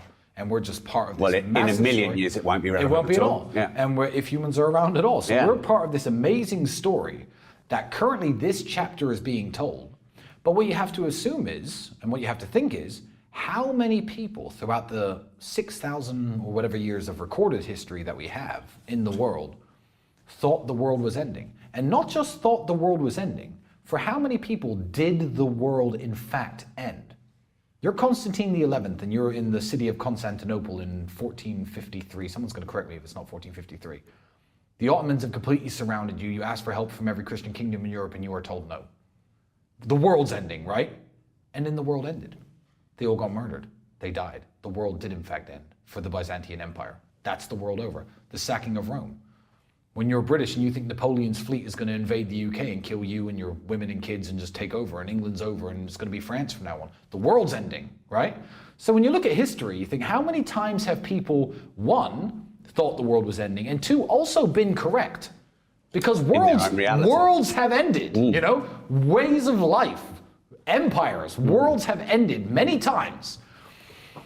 The only thing about this scary time is the world could in fact end. Nuclear weapons could wipe most people out. But then most people, okay, let's say you live in Rarotonga in the Cook Islands in the middle of the South Pacific. Will there still be fish? Maybe. You catch a few fish, you live a few thousand years, the sky clears up, you start agriculture again. Like it's tricky. Civilization could end. A solar flare could wipe out all electronics. I don't know, but I don't feel we're any closer to the world ending than we've than necessarily we've been before. Because you can ask people for cycles. Yes, exactly. Yeah. And in 500 years' time, you're like, oh, okay, those people back in 2024, these two countries were America and Russia, who have nuclear weapons, were arguing about this little area called Ukraine, and none of these places exist anymore and no one cares. They won't see it as the world almost ending. But the Cuban Missile Crisis, was that not the world almost ending? The Russian military turned back. JFK put the blockade in and didn't push the button. Was that the world almost ending? Yeah, sure. So, and that was in the 60s. I don't know. I don't think we're any closer to the world almost ending than we've been many, many times. Yeah. One thing to add to that, though, and I don't know the military term for this, but there is the military term for I have a nuclear weapon, you have a nuclear weapon. Mutually assured destruction. There you go. You know that. Of course you do. But if we give that power away from a human who will die if they press it to an AI who won't, and the AI can make the choice, are we not a bit closer to the potential existential threat? Yeah, sure. It's terrifying, and the concept of AI is terrifying.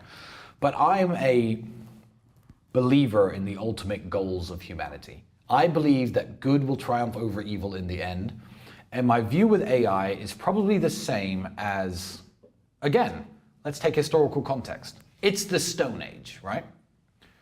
I invent bronze. We're moving into the Bronze Age. You could say, as someone who doesn't like what I'm doing, hey, look, I know you're trying to advance technology, but that's really sharp. You could make loads of those into swords and go and stab people. And some people, when the Bronze Age came about, did in fact make bronze swords and stab everybody. But also, the Greeks built civilizations and started having, they invented democracy, and all these beautiful things happened because of the Bronze Age. So maybe we're moving into the AI age. And it's very easy to look at the negatives. Oh, well, they took this pop star and made it look like she's having sex. Oh my God, we need to ban AI because it's upset some people. The implications of what AI could do. Imagine you have engineers designing aircraft and buildings, and it takes months and years to design these. Imagine asking AI in the future, design the most efficient aircraft ever and how to build it. Boom, blueprints. Like, the implications of AI and what it can do are so much greater than what if the drone's controlled by AI and it kills a soldier? What if, yes, evil things can be done with technology. But you name me a technology from electricity to iron to steel that couldn't have the same argument applied. It's very hard. Yeah, I think, for example, the Gatling gun, I think that was designed by someone for good, to reduce the amount of people on your side that would get killed because you didn't need as many single soldiers. And of course, then it goes into the wrong hands. And then it kills everyone. Yes, exactly. Is that not everything? Everything is good and bad. Like, when glass, that can be used as a weapon or it can be used for us to get light. Exactly. So there we go. So AI, I don't do the doom and gloom implications of AI. Yeah. When I see people who I overwhelmingly, largely agree with and like Elon talking about XAI, I'm going to do some AI, I'm like, good. If I saw, I don't know, George Soros being like, I'm going to be the AI guy, I'd be like, whoa. Let's talk about this AI thing. But when people like Elon, who runs Tesla, which isn't just a car company, it's a data collection company. Remember, every single Tesla car that ever drives everywhere, that ever experiences a road accident and is collecting data, and AI is going to start thinking for cars. I'm like, okay, he's the man for the job.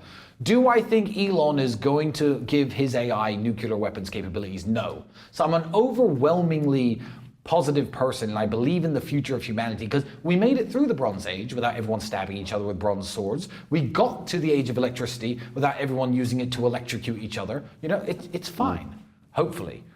Or the world could blow up, but I don't know. That's just the way I view these things. I don't look at them as problems.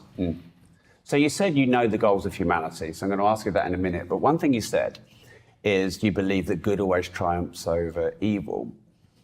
Does it though? Or does good sometimes have the upper hand and then bad sometimes has the upper hand and it just goes round in cycles like that forever? The fact that we are still here and civilization is still progressing means good is triumphing over evil. Obviously, bad things happen everywhere in the world. There are evil people, evil governments, evil armies, evil regimes, good armies, good regimes. But I feel like in this strange journey that humanity's gone through, the fact that, minus the Dark Ages, well, no, but you could take China and say, I'm getting boring, but you can basically look throughout the time scale and be like, we have advanced and progressed. and life expectancy is longer. We can treat diseases that used to kill people. I'm like, okay, humanity is overall winning. Now, do I think in 300 years that the world is going to be a smoking ruin, or do I believe it's going to be hopefully safer, more technologically advanced, people living longer lifespans? Our great grandkids will, for the first time ever, have access to all the stuff that we did and be able to see us and stuff. It's a very cool thing to think about, and I think good is winning over evil. I think it is, because the forces of evil, the true forces of evil that have ever really existed in humanity, would love to see everything destroyed. That's true evil. What could be more evil than wanting to destroy the earth and destroy the human race? Nothing. And we're so far it looks like we're winning. I'm doing okay. You doing okay? I'm doing okay. Good. The forces are good at winning. That's the way I see things. Yeah. And those other goals of humanity then, what are they other than good triumphing over evil? Well, it's the goals of humanity aren't really any different to the goals of any life form on the planet. The propagation and the preservation of one's own species. And to do that, we have to get past Earth. We have to get onto other planets, maybe other solar systems one day, because obviously the Earth has its time limit. The Earth is going to expire eventually. And the sun as well. Yeah, That'll exactly. be gone in 5 billion years. Exactly. Yeah. And that cooks the Earth with it. So, yeah, I mean, the preservation of one's own species is obviously the ultimate goal of every species, whether it be a bacteria or a possum or a crow. But humanity is actually in a very special position. Humanity is in the special position where the preservation of life on Earth itself is in the hands of humanity. A turtle isn't going to fly itself to Mars. That's not going to happen. But turtles could be on Mars if we put them there. We have all this amazing diaspora of life here on planet Earth, and we are kind of like the safeguards of it. So the future of the entire Earth and everything on it is in our hands. So we're actually we have a bigger responsibility than any other life form. But I think that is the overall goal, to protect and preserve your own species and life on Earth as a whole. What do you think is the most destructive ideology?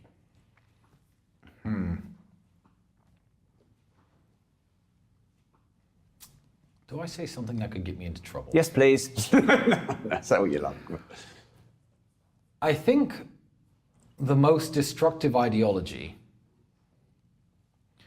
is that countries and borders and patriotism and nationalism are all bad things.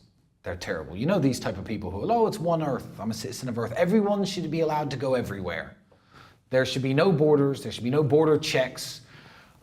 People should be able to completely freely move around Earth and just do whatever they like. I actually think that's a very dangerous ideology in today's world. It's a very dangerous ideology because the word culture, correct me if I'm wrong, someone looked this up in the dictionary, the word culture actually only exists even in bacterial claims, terms, if it's isolated. You have a culture of bacteria. It's all one type of bacteria. You can't have a culture if it's 10 million different types of bacteria in a petri dish. For example, so I like the fact that if I go to the Gambia, they serve Gambian food and there are Gambian people there and Gambian people in charge. In Japan, the same thing, in South Korea, and lots of places where I've been, I like to experience other cultures. And other cultures are wonderful and they're beautiful. But pretend that humanity itself is one culture and everyone's the same and everyone can go anywhere and do anything they like. I think that's a dangerous ideology. I like the fact that different cultures come up with different things, different cultures think in different ways, different inventions come from different cultures because the people think differently. Even the way the language is formed and phrased alters how people think. That's why Germans are so efficient. They have one of the most efficient languages. I'm going to bore you and get into that. I don't know if you speak German. But I think that cultures need to be respected and nationalism in its healthiest form need to be respected and loved and pushed. And when you first smiled, and something came into your head, of, should I say it? Yeah. Was it that? Or was it something of course else? it was, because people will now call me a racist. Right. But they'll only call you a racist if I say I think Romania should be overwhelmingly Romanian. No one really care. And I say I think Japan should be overwhelmingly Japanese. But if I say Ireland should be overwhelmingly Irish, they'll call me a racist. I'm mixed race. I'm half black, quarter Irish, quarter English. I'm a mix of the races myself.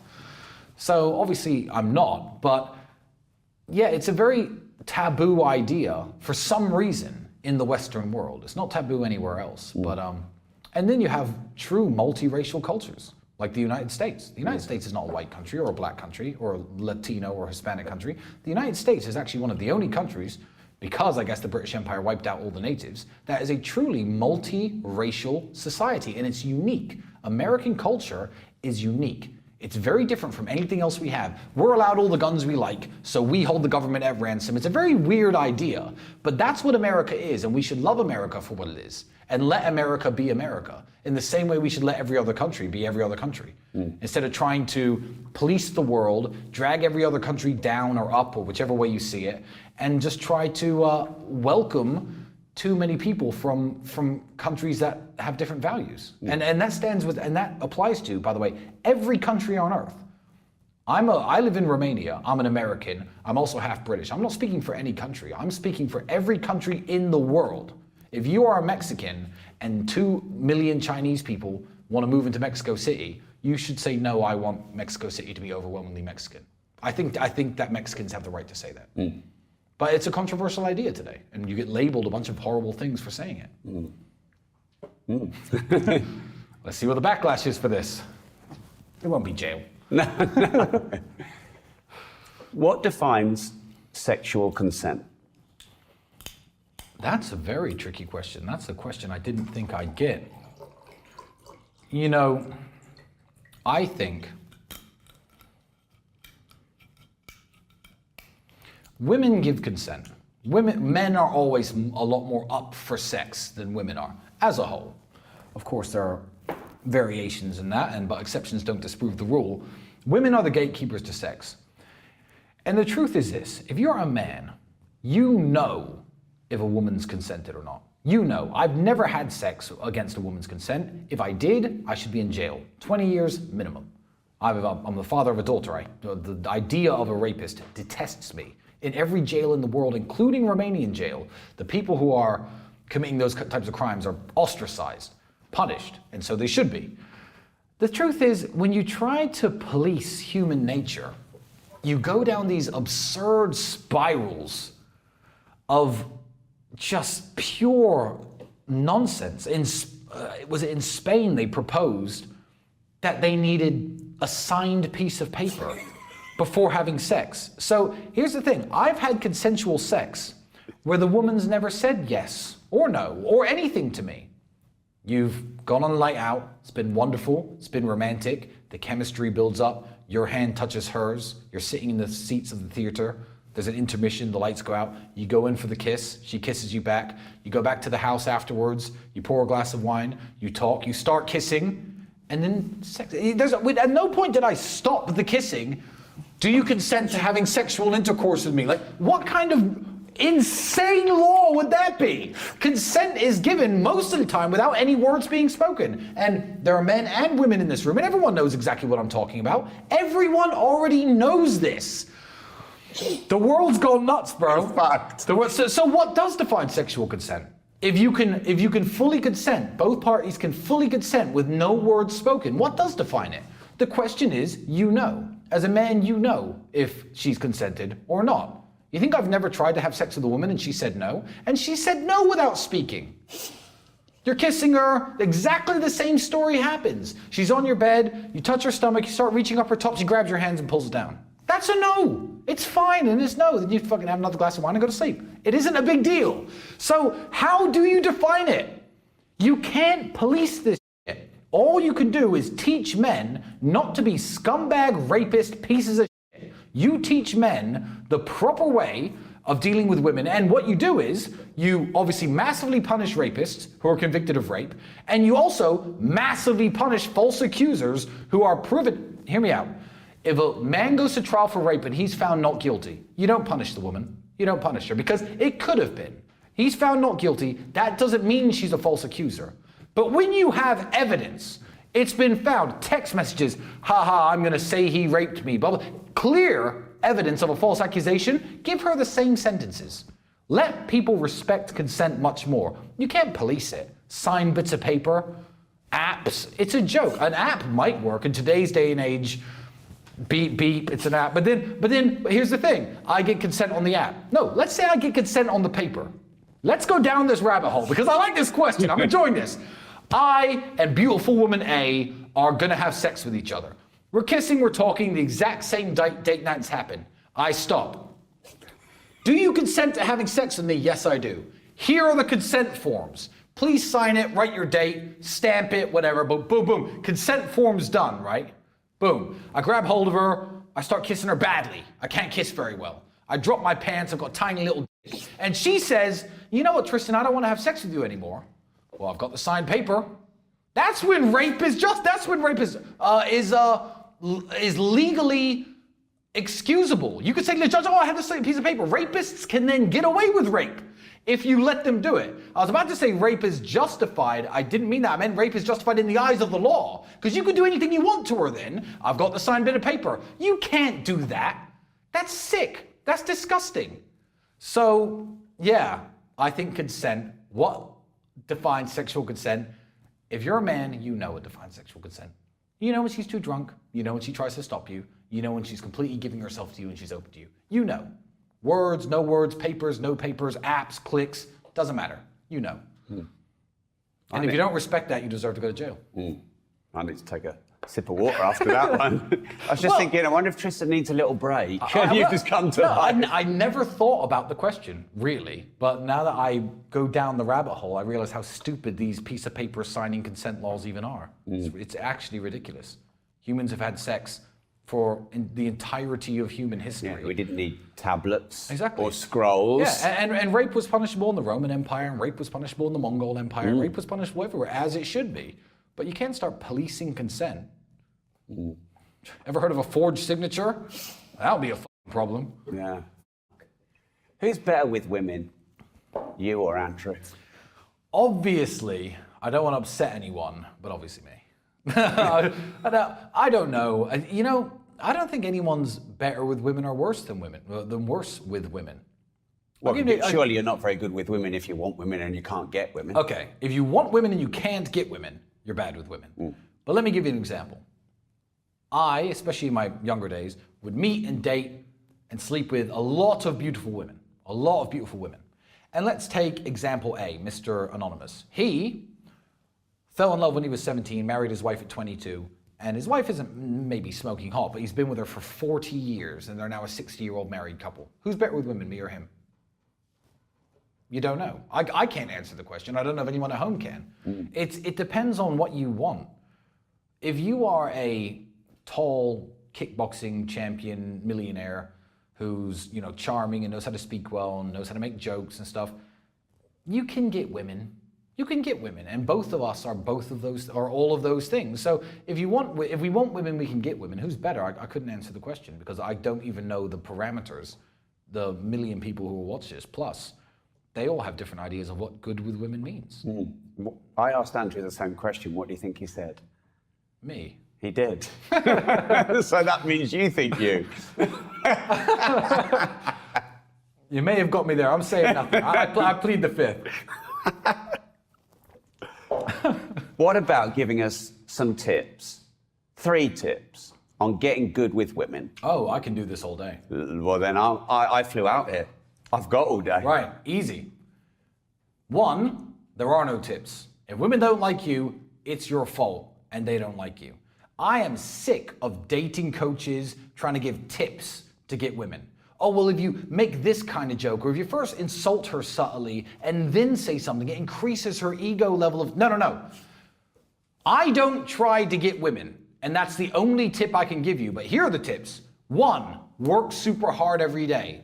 2, train super hard every day and be in shape. 3, make sure your hair looks all right, your beard looks okay, don't walk around looking scruffy. Take showers, basic stuff. Live in a nice house, have a fun lifestyle. All the tenets of hard work. It's funny, actually, the way that God works and the way the universe works. All the tenets of hard work that I preach that makes men better men. If you took women out of the equation, it would still be true. But when women are in the equation, then you don't need tips. You don't need tips. You're in great shape. You got a 6-pack. You're worth $10 million. You look smart. You look sharp. you've showered that morning, you've read a lot of books, a lot of literature, you've listened to a lot of audiobooks, watched a lot of documentaries, you've got interesting things to say, all the things that builds a great man. But these are tips. And this isn't taught in schools, so these are tips. Well, the tip is, if you need tips, then you're not living life right. No? Yes, but every winner was once a beginner. Yes. In the sense that there's many people who don't know this yet, and you do, and they're willing and they want to learn. So if you want women, I can't teach you, but I can teach you how to be the type of man that women want. And when Is that not the same thing? Well, maybe it is. It's just, it is the same thing. I think what you're saying is no gimmicky tips. What you're saying is, because I think to get rich, it's not just about learning secret tips to get rich. You have to become wealth. Yes, and, exactly. You know, when you become what you want to be, you get it. Yes. You know, I believe you don't get what you want, you get what you are. That's a very good way of putting it, yeah. And so I think what you're saying is become the man the woman wants. Yeah. As opposed to saying, you know, can game them. How can I, in my current circumstances? So I play PlayStation all day. I live at my mother's house. I'm 35. I'm the same Tristan Tate. I've never worked out though. I'm really skinny. I got no muscles. Maybe a beer belly. I eat bad food. You know, I haven't got any nice clothes. How does that guy get women? He is me. What tips do I give him? There are no tips. There are. But I become this version of you. That exactly. is tips. Yeah, I guess it is. I guess it is. But are you just a bit worried about coming across like those who give tips? Well, yeah, absolutely, because I don't like to give dating advice in that way. Thank you very much. I don't like to give dating advice in that way because I'm like, if women don't want you, I can't teach you anything because I've got it on easy mode because I've done all the hard work. I've done all the hard work of getting rich, staying in shape, learning things, becoming articulate, knowing how to speak, developing a sense of humor, all the things, having a fun lifestyle, all the hard things I've done mean I now play the women game on easy mode. If I had Instagram, which I don't, if I activated... Is that because you got cancelled or you don't want I got cancelled, now I won't make a new page. No. There are a bunch of fan accounts of me, but I don't have Instagram. If I did, I'd just sit and look at the inbox and 40, 50 women would write me every single day and I could take my pick. Now, those aren't the type of women you want to marry, but like I said earlier, I mean, they're good for what they're good for, and I could go and find a wife. I could go to the library, approach the beautiful girl, talk to her a little bit, and she'd be on my arm. So I've done all the hard work, so now I'm in easy mode. So if you haven't done any of the hard work, I can't tell you how I get women, because I just do. I just do, and they just don't. But you did. Having this conversation, you did. You said, work on your sense of humour, work on articulation, work on your intellect, work on your body. Yeah, so you did. Well, yeah, I did. Yeah. I did, but those aren't the tips that people want. When a fat out of shape... But you don't teach what people want, do you? You teach what they need to hear. So when a fat out of shape dude who lives with his mum and plays video games says, hey Tristan, give me some tips on how to get women. He's not expecting me to say, change your entire lifestyle, work hard for 7 years and then the women will come easy. He doesn't want that. What he wants is a magic spell. Something you could say to them to trick them, brainwash them, make them fall in love with you. It doesn't exist. Doesn't exist. Women are their own people and they like what they like. And men like what they like. And if I were to say to a really, really obnoxious, rude, low quality, unattractive, weight woman, if she was to ask a supermodel, I'm not a supermodel, I'm not comparing myself in that way, but in terms of male value, with everything I've done, maybe I'm up there. If she would ask a supermodel, hey, how do you get guys? Well, just flutter your eyelashes. There's no magic trick. She looks like a pig, she looks like a Barbie. One of them's going to get the guy's attention and one of them isn't. And it's the same with men. But men don't see it that way because there's not such a glaringly obvious difference in what's attractive and what's not. You know, I can look very similar to a dude who's not attractive to women. Does that make sense? But I'm attractive to women because when I open my mouth and speak, they like what I say. When I'm doing things, they like how I live. But I don't need to be that physically different from the guy who can't get women. So it's less obvious for men. And let's flip it on the other side. What would you don't like to give tips, so these aren't tips, but what would you say to the tips that aren't tips to women to get a good man? Different men have different... We have to define two different terms before we start. What is a good man? And two, what does get mean? So, of course, I think of a good man and get as handsome, smart, charming, will take care of you, will provide for you, not necessarily rich, but will provide for you, and get as in long-term relationship with the prospect of trying to get married. So let's define it that way first, because the question could be answered in lots of different ways. One, do not be the type of girl who sleeps around. I don't care what modern society tells you, no man wants to marry the girl with a high body count. Sure, girls with high body counts get lots of attention, but they don't really get attention from the men who they want to end up marrying. And also, they might get attention from the type of men that they want to end up marrying, but they get that attention for a weekend and that's it. Don't have a high body count, do not sleep around. Enter every single relationship with the goal that, yes, I think this man would make a good husband, and I'm only going to be with him with the goal of marrying him. Now, it might not work out. You might have 2 or 3 failed relationships. That's life. That's what happens. No one really cares. But yeah, don't sleep around, don't eat too much, and be nice and pleasant and bring him a good energy. I think it's as simple as that for women. So when you say... but sorry, I'll redefine the question. Please. If you think getting a man means getting him to buy you stuff, and a good man, as in a stupid man who will buy you lots of presents, see, these are 2 different questions. Then by all means, flaunt yourself on the internet, sleep with every dude who buys you a handbag, enjoy your handbag collection, that's cool, but just don't ask where all the good men are when it's time to get married. And I don't judge anyone for any of this stuff. As I said, I'm sick of these red pill podcasts sitting down these women who are promiscuous and perhaps low quality in my eyes or your eyes or a lot of men's standards, and saying, you're not wives and you do this and that's bad and that's it. The wives won't go sit on the podcasts. There are wives out there and those women are useful. You think I've never rented a yacht and filled it with a bunch of women that I wanted to sleep with? None of them were wives. Love you girls. But there might have been someone else's wife. Had a great time. But do you get my point?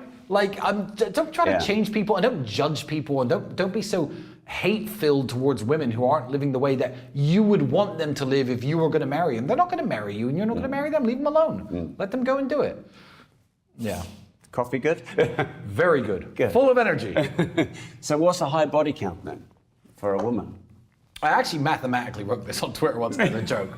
As a joke, I wrote down that an acceptable body count is 1 for every 2 years she ages past the age of 18. That's what I wrote on Twitter because I thought about it. I typed it down. Is that true?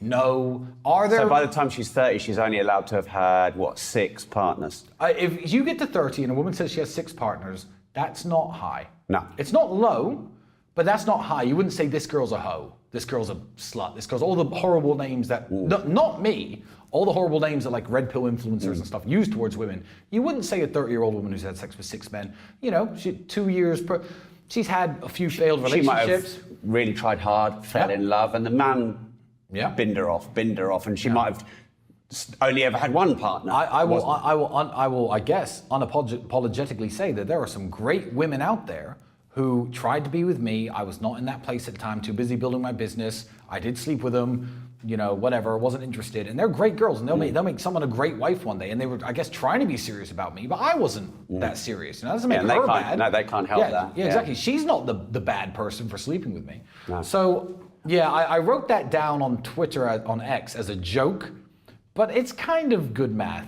The math kind of adds up. Whereas if she's 20 and she says 6, you'll be like, ooh. When did you, so at maybe 18, you started 6 in 2 years? That's quite quick. But three in a year, is that a lot? I don't know. And there are no rules to this. There really are no rules to this. And there are no... Society's a bit different, isn't it? Well, society's different. And also, I don't try to police people's behavior. So what I say is an acceptable body count, I expect everybody here who's watching, who maybe doesn't agree with me, to raise their middle finger to the screen and say, this guy, who is he to judge what my body count is and isn't? And I completely agree, but if I get married, she's gonna have a body count under 2 or 3. All right, that's just my own personal preference, and I'm allowed to have my preference too. You are. So, it's off. So, okay, so you find someone, her body count's 3. Yep. She's the right age for you. Yeah. You fall in love with her. Yeah. Everything is there, and then you find out it was 12. What happens? But you're in love with her. Yeah, I wouldn't marry her, but not. No, but you already had. I'd And then already you married found her. out, yeah. I'd already fallen got in love married. with her, you married her, everything's there, and then someone told you, no, her body count's not 3. It's 12. It's 12 or it's 15, and the only reason she lied to you is because she loved you. And she knew because of this podcast that you would never have got with her if she'd have told the truth. Interesting. You know, I've had girls like that. I've had girls who pretended to be good girls, but the thing is with me is, like with if a man's drank coffee from 1,000 different places, he knows what good coffee is and bad coffee is. I really can't be lied to as easily as most people. I kind of know. I have a feel for it early on. I can just kind of tell. And it's not that hard to find out about people, especially when they're from the same town or city as you. It's really not hard.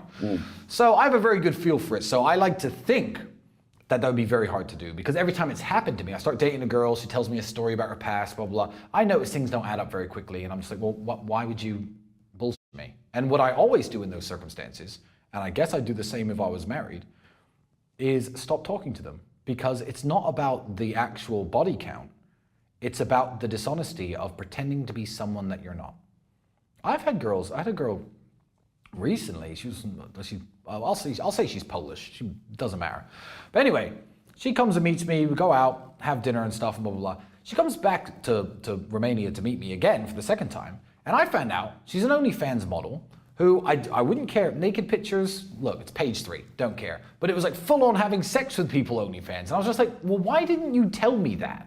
Like, I'm not that mad, because hanging out with you and sleeping with you sometimes is like, fine. I was never gonna marry you, but the fact that you tried to sell yourself off as a different product. No, I'm not fun material, I'm wife material. The fact that you tried to do that, I'm just like, well, I don't really wanna see you anymore. It instantly put me off. Does that make sense? So yeah, I'd have to stop talking to them. It's the dishonesty I can't take. Same with friends. If I met a friend and if I found out the background story of any of my guys, the people here, if I found out they glaringly, obviously lied about something, I'd be like, well, why did you lie? I don't get what you were trying to do. Your intentions when you met me obviously were dishonest. If you met me and you were hanging out with me, and next week it turns out that me and Andrew have never had any money, our dad's not dead, and he's an oil billionaire, you'd immediately think, well, f those two. Because they've sold me an image of themselves and have tried to come across as genuinely these people when they weren't. And that's it. So I'd have to cut her off. Yeah, I'd divorce her. Yeah, wow. My dad is not an oil billionaire, and he is dead, and I did make all my own money. So just FYI. But it's an example.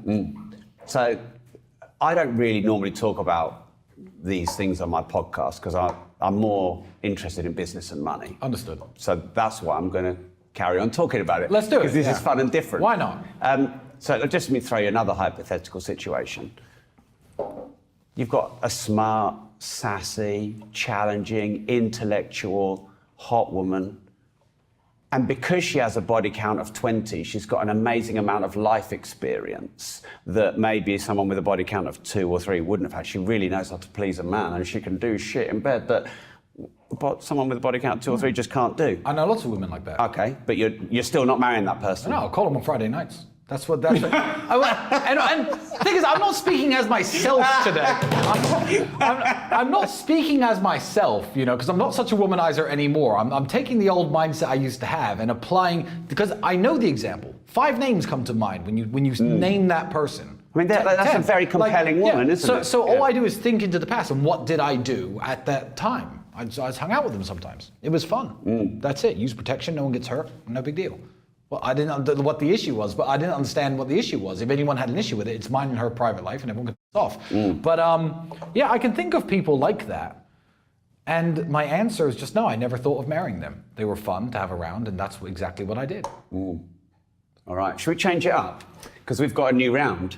A new round? A new round. Let's go. We've never done this before. Well, we did it with Andrew. So today is the first time we've ever done this kind of round. And yeah, Andrew really liked it. So let's see how it's 1-word answer. 1-word answer? Yeah, 1-word answer. Great, let's go. And ideally what comes to your mind, but if you want to think, of course, that's fine. I'll try to think for as short a time as possible. That's cool. So when I say the word, you're hitting me up. So what word first comes to mind when I say war? Peace. It's boring. That's such a boring answer. That's the first word that came to my mind, though. Then it's not a boring answer, it's your answer. I'm not bored. Everyone at home just shuts off the podcast now. War, Peace? Yeah. I mean, Tolstoy's War and Peace is a good book. I guess I've read that book, or maybe that's why it came up. Who knows? Ooh. What's the first word that comes to your mind when I say LGBTQ+? Insane. When I say what is a man, what's the word that comes to your mind? Biological human male. Male.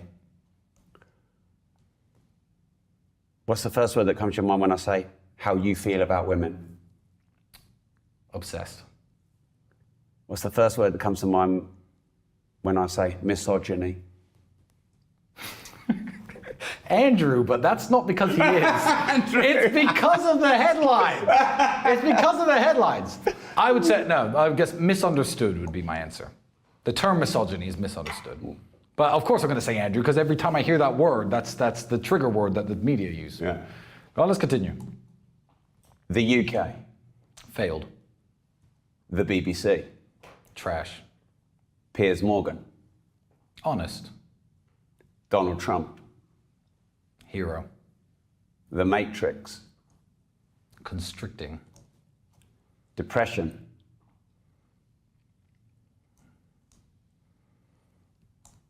Imaginary. Rob Moore. Gentleman. Oh.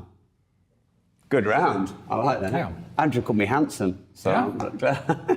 When I said women obsessed, I feel like that's true because my life revolves around, especially a lot of my work, and me working so hard and me trying to be the man that I am is, you know, I'd hate to see my mother work. I'd hate to see my daughter ever be in a bad position, her mother. I'd like to take care of these people. And it's maybe the first thing I think of when I wake up in the morning is, are they all okay? It's one of my first ever thoughts. So yeah, it is kind of an obsession. I didn't mean I'm obsessed with running around chasing women anymore. But oh, so that makes it all right now. It makes it all You're right. not an axe murderer anymore. Anymore, You no, did it. exactly, Yeah. exactly. Fine. I don't want this round to be this. I don't want this show to be about Andrew.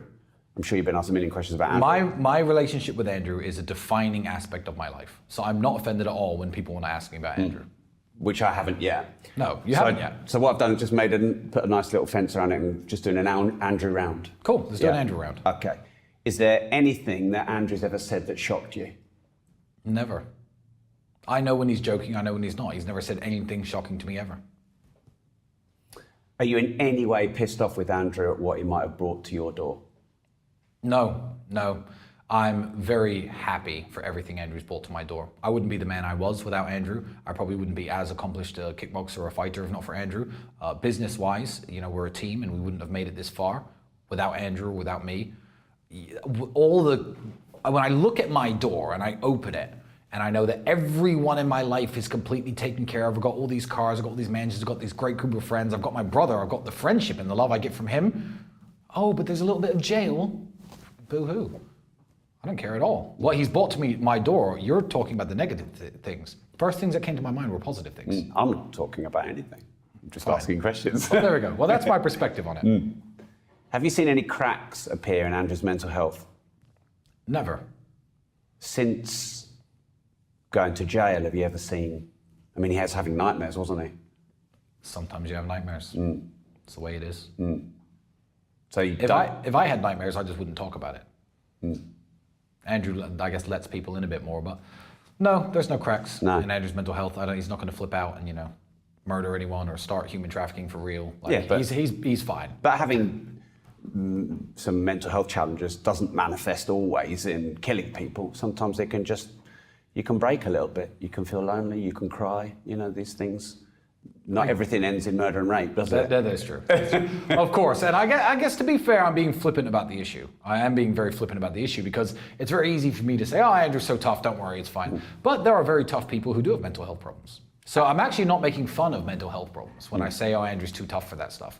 I think just Andrew's built differently. No, I haven't seen any cracks. Would you say if you had?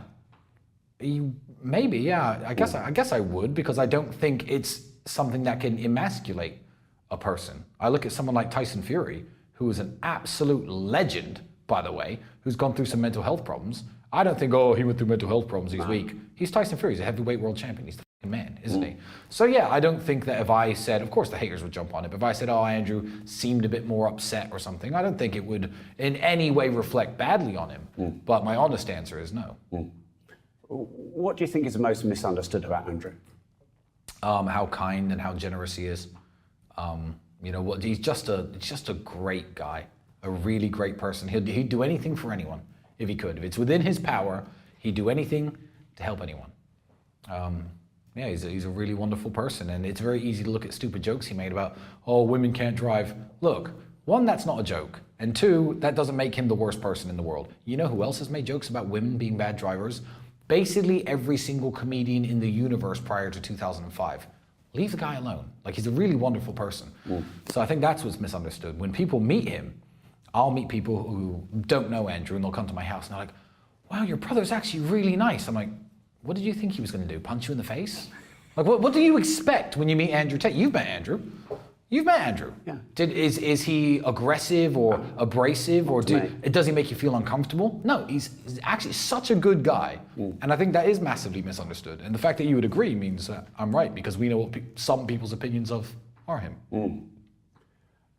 Will you and Andrew ever fight the Paul brothers? So I was asked about this. I'm in good shape now. Could I fight again? Yes. It's a difficult issue, and I guess my answer would be, they need the clout and they need the money far more than us. One of them is in severe debt because he scammed a bunch of his fans, and I'm not here to shit on the Paul brothers, because Jake I would consider a friend. I talk to him like a big brother talks to a little brother. But as for Logan saying my name, I mean, the thing is, he's had, 6 fights, lost them all, or lost all but one.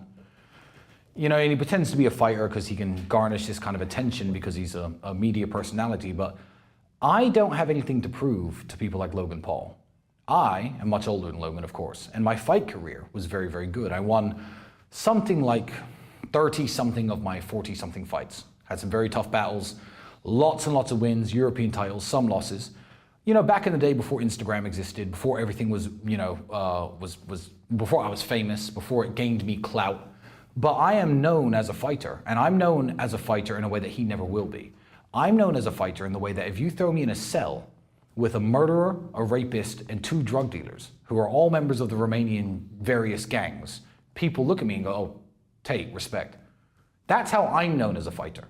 He would have left with a higher male body count than his fiance. That's how he would have left jail. And well, he's not starting at 0. Remember that. He's not starting at 0 in that regard.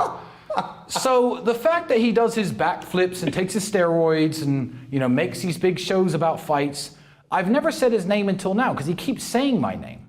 And the only reason I could think he's doing it is for viral hits or viral internet clips. But I have nothing to prove to him. When killers look me in the eye and they don't want any smoke and we're on cool terms, that's because I'm a fighter. And I'm a fighter in a way that he will never be. And he will never even understand. His little brother, Jake, is a fighter now. I will give him that title. Not that it's mine to give. But I'm not interested in Logan Paul or anything he says about me. It doesn't keep me up at night. I'm very strong, I'm very fit. My shoulder is now fully recovered. Could I fight again? Yes, he needs it more than me. I don't have debts I need paying off. I haven't scammed my fans. I don't owe people a bunch of money. So, yeah, I don't think I'll do him that favor. But I don't need to prove myself to him. I am a fighter, and he is not. And if anyone wants to disagree, I don't give a shit. Do you think you'll ever step in the ring and do a fight like that? Let's call it the crossover fighting or whatever. No. I feel like what the Tate brothers are about, I don't know if my brother will or won't, and I can't speak for both of us, but I think what the Tate brothers are about is a lot bigger than the clout-chasing, money-making side of being an influencer. I always hate when people call me an influencer. I say, no, I'm a man with influence, and I've earned it. I'm not an influencer. I'm not known just for being known. So I was a fighter first. I became famous afterwards. I'm not a fighter because I had fame and used it to fight. Will I ever do it? No. I feel like my mission in life is bigger than taking some YouTuber who makes stupid jokes and beating him up in a boxing ring. I don't feel like that's going to do anything to push my message and to advance what I'm trying to do with the young men of the world. I don't think it's going to benefit me in any way. Well, I'm going to make money, what, $10 million? I don't need it. I don't care. So no, I don't think I will. I don't think I will box. If I do fight again, it will be, honestly, you know how the UK works. Inter-club competitions, local kickboxing gyms, just me and them, the old school way, you know? I'm not going to make a big show and dance out of it and try and make my fans buy pay-per-views. That's not how I would do it. And on the subject of one thing that we have in common, which is where we were born, what do you think of the state of the UK right now? It's abysmal. It's absolutely abysmal. Again, immigration is a wonderful thing when done properly. I'm an immigrant. Loads of my friends, in fact, almost all my friends from the UK are immigrants in one way or another. And immigration is a wonderful thing when done properly. But letting massive boats of people who we don't know who they are in from uneducated countries has resulted, I mean, rape in the UK is up 360% in the last 10 years. And they'll look at gentlemanly, stoic people like myself and say, his misogynistic ideas are why rape is, what? What you heard what I had to say about rape and consent and what should happen to rapists. What, it's up because of me, not because tens of thousands of people who we don't know who they are, who are all men, have landed on our shores like it's the bloody D-Day Normandy invasions. And nobody knows where these people are, where they kept or where they slept, or where they sleep. And rape is up. Well, that's very interesting. Everyone's stabbing each other. Everyone's being killed. Now, I lived in a time, to believe it or not, where when you had an argument with somebody, you used to fight with your hands, and you'd have your little fist fight, and that was it. And you both look at each other in school the next day with this angry face, and you both had black eyes, and nobody died. But now everyone's getting killed. Everyone's being stabbed. Is that music culture? Is it rap culture? I mean, there are factors that you could contribute to it, but the dude 3 days ago or 2 days ago who was running around London throwing acid in women's faces isn't some British guy who got in an argument with his girlfriend and threw acid in her face. It was a random dude who claimed asylum who no one knows where he's from. Like, the UK has just failed. They're not fixing the most basic issues. You can live as safe as you want in London. You can be in a penthouse suite at the finest hotel. That's where I stay. I can go shopping at Harrods. If I walk down on the street, even with, this is a moderately priced Rolex, and I start walking around, there's a good chance that someone's gonna put a knife through my heart and cut off my hand to take my watch. How insane is that? And then the mayor of London wants to cry about nonsense issues like the low emission zone cameras. The UK has failed, and it's truly tragic because the UK was the greatest country in the entire world, the greatest empire in the entire world. And anybody who argues, I have a question for them. What language are you listening to this podcast in? There's a reason why everyone in the entire world knows the language of England. We were the greatest country that ever existed. And it's really sad what's happened. It's really sad. Where did it all go wrong? That's a very interesting and tricky question that will upset some people with the answer, because there are historical answers that upset people. Answers like when we gave up the British Empire and started, giving autonomy back to these countries. I don't think that's where it all went wrong, because the Commonwealth was strong and the Commonwealth was good. I think it all went wrong when modern day people started apologizing and being told that they need to feel sorry for actions that happened hundreds of years before they were born. When we were told that we are no longer proud, and we no longer can be proud of being British or English. Can't even use that term. Makes you racist. Now, I have a unique perspective on this situation because I am the descendant of Irishmen, white Englishmen, and also African Americans who were trafficked in the transatlantic slave trade. That side of my family were slaves. I don't believe any living white man owes an apology to any living black man for things that happened way before they were born to people that they'll never know the names of. I think that is a sick concept.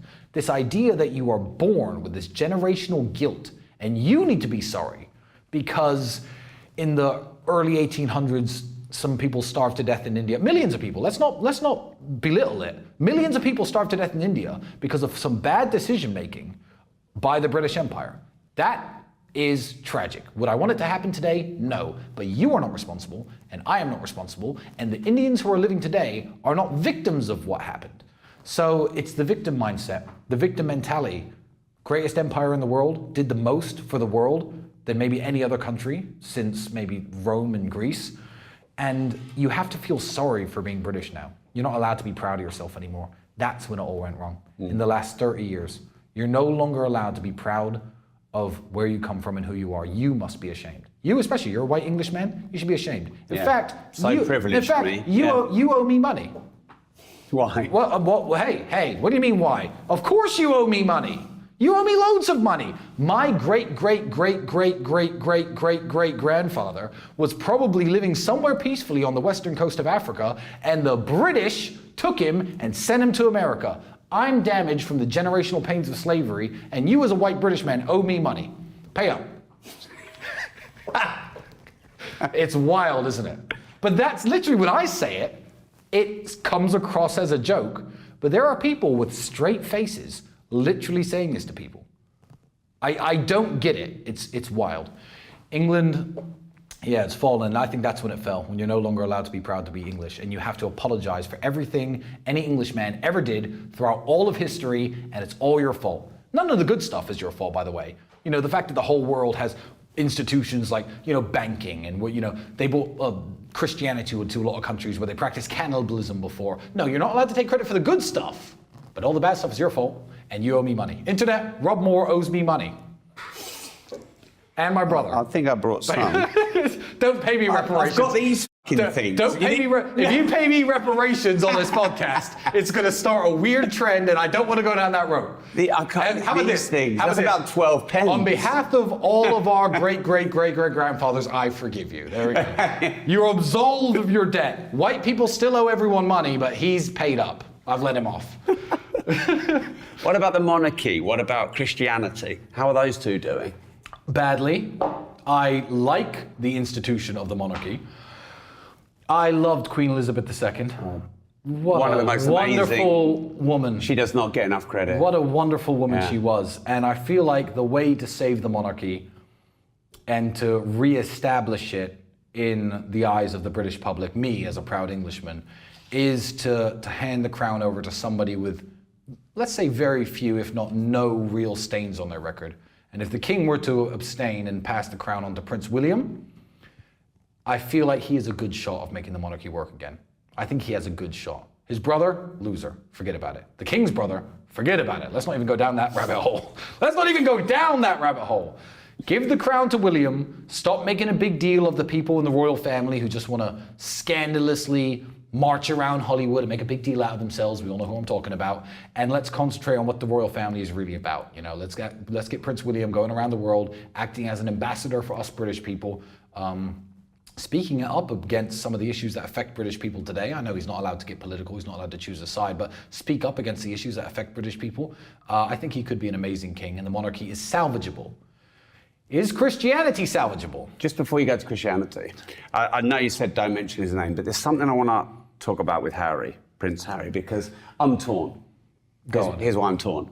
Tell me. I think throwing your dad under the bus on Oprah is like a cardinal sin. Yeah. And I think, you know, how he has allowed someone into his life who's ripping the monarchy apart, cardinal sin.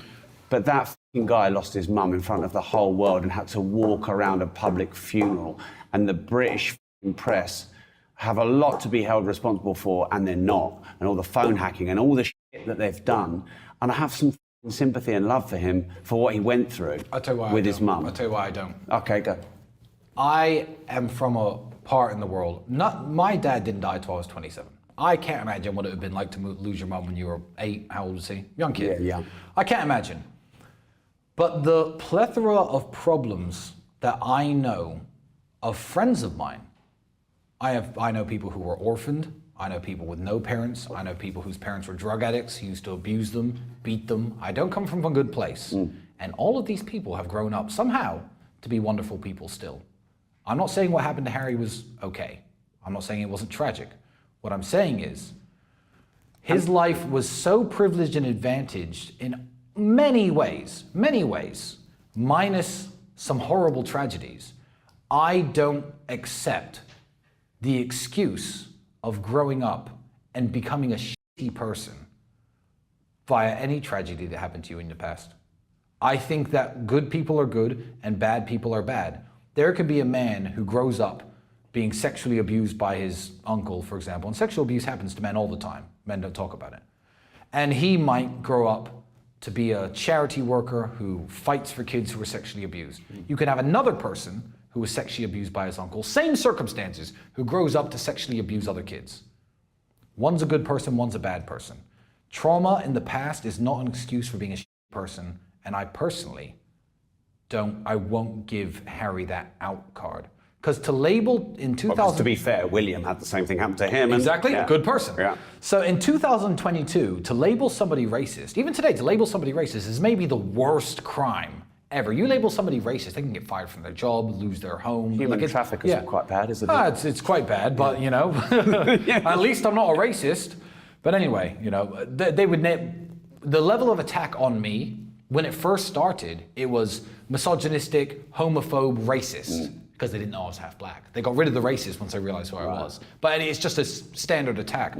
But to subject your poor grandmother, who was the icon of your entire nation, and all of her family members to the accusation of racism in 2022, for me, unforgivable. And you know why they said that they were racist? Why? Because they were speculating about what color the baby would be. I am half black. I have a daughter. The woman is white. I look quite white. It's a conversation every single mixed race person has when there's someone pregnant. Oh, I wonder if the kid will be darker than me. Could be my dad's color. That could happen. That's not racism. It's a very normal thing. If you were ginger and your wife had black hair, you know, if your grandmother was saying, oh, I wonder if the baby would be born with red hair, that's not racism. Speculating what features the baby's going to have based on the features of its parents isn't racism. So to label the entire royal family racist, unforgivable. Unforgivable, and yes, that would have absolutely horrible what happened to him. I actually think you're a kinder man than me for giving him slack, but I won't. I really dislike the guy. Wow. Let's change it up. Sure. So we have a round called the Disruptors round. This show is called Disruptors. Great. So these are just 4 or 5 questions about the concept of disruption. Let's go. What's the biggest disruption that's ever happened to you in your life? Dad dying, obviously. Took me off track the most, but I was back on track very quickly. How long did it take? You never get fully back on track because you never fully recover. But that's the nature of the way it is. You know, first you think about it every day. And then I guess 7 years down the line, you think about it every day, but for less time. And it's less, it dwells on you less, and it hurts you less. But that's human nature. What's the biggest risk you've ever taken? Moving to Romania, moving country, deciding I was finished with England, I was just going to... You say that's a risk? You've just said what you said about the UK? I think it's a risk to stay here. Yeah, but when I left 8 years ago, things weren't as bad. Right. It wasn't clearly a failed state when I left. And Why was it a risk? It just is. When you uproot every friend you have, it wasn't like I could put my friends on private jets and have them come see me anytime I like. It wasn't like that. It was like, well, I have this job over in Romania. I'm commentating for this fight show. You know, I at least have an income there. I can use my savings, buy an apartment or two. Let's just see how life goes. All right, screw it. Let's uproot and move. I guess that was a risk. Paid off. Yeah, well, I guess so. If you don't count the government trying to put me in jail for no reason, but is what it is. But all in all, I've done pretty well. What's your most brutal life lesson? My most brutal life lesson is nobody but, I'm trying to think. My most brutal life lesson. I've got one. Be polite to hotel receptionists and fill in their bits of paper. And what's the one you were trying to say? No, it's something I've always known. It's not a lesson I learned. But I mean, the fact that me and Andrew wake up and say, no one cares about men. No one cares about men until your voice is loud and you're important and people listen to you and you have money. No one cares. I've realized that over the course of my teenage years, my early 20s, no one really cares. Your mother cares about you, that's it. Your brother, maybe one or two friends, but no one actually cares about men. Society as a whole doesn't care about men. But that's not a brutal lesson I learned at any one point. No, but it's a brutal life lesson. It is, and it's a brutal life lesson all you young men need to learn. Because the problem is, you go from being a child to a man. So that's the problem, you see. A lot of men don't. Yeah. Well, yeah, true. But it's not like you're born and no one gives a fuck about you besides your mother. You're born and everyone loves you. You're a baby. Oh, you're cute. You're small. You're this. You're 10. You're 11. You're still doing funny things. Everyone wants to interact with you. And slowly, the attention falls off. I guess like in the same way, a woman who's in the prime sexual age of her life, who's super attractive and men are giving attention to, is the same when she gets to like 46 and looks around and thinks, what the fuck? What? No one actually... What? Where's all the attention? I think that happens to all men at some point. You know, when people don't find you funny or cute anymore, and then you're out there and you're working a job and you're making sandwiches and people are being rude to you and you got your stupid red hat on and you're like, what the fuck am I supposed to do? No one cares. Like, yeah, it's a lesson that hits all of us and we've all been there. But it would be easier if no one cared about you from day one. But you go from being adored because you learn how to to liked to tolerated to completely on your own. And the young men out there who haven't quite reached the no one cares about you stage, trust me, wait till you're 21, no one cares. So good luck. Good luck. Yeah. The most disruptive thing anyone's ever said or done to you? I don't care what people say to me. People call me a human trafficker, Rob. Pretty disruptive. I really do not care. And the thing is about threats and people who talk tough is, like I was in jail with some serious people. And that type of person won't tell you he's gonna beat you up. He'll just attack you when you sleep, you know? That's what real people who are about real things. If I wanted to hurt someone, the last thing I do is tell them, I'm gonna beat you up. Stupid. No. So no words anyone has ever said to me have upset me. It's when you sense the intentions of people that upset you. Some of the people who are behind this attack are truly evil people, and I know their intentions. They don't talk to me, but they are scarier than the guy who says, I'm gonna murder your daughter and slit her throat. I get it. I get all sorts of hate. Oh, I hope your mom dies from that heart attack. I don't care what you say to me. Doesn't bother me at all. Don't even think about it, because sticks and stones, right? So, final quickfire round. Let's go. What's the best advice you ever received? The best advice I've ever received was, people don't listen to it enough, but one of the cornerstones of my success, and I will say it to this day, and I always say it, is don't take drugs. I know it sounds stupid, I know it sounds cliche, because back when we were growing up, every celebrity is saying don't take drugs, but they all were taking drugs on the side or whatever. I don't know why, for some reason, I believed people who said don't take drugs, and I never took any drugs. And the crazy thing is, because I lived in Luton, where everyone's taking drugs, and I decided to be a kickboxer instead, I can only imagine that little bit of momentum I had that helped me escape from that horrible place would have been killed with a few joints of marijuana per week. I think it would have. And people tell me I'm wrong. No, it would have made you smarter and made you think in a different way. Maybe you're right. So don't start spamming me with pro-weed stuff. I don't know.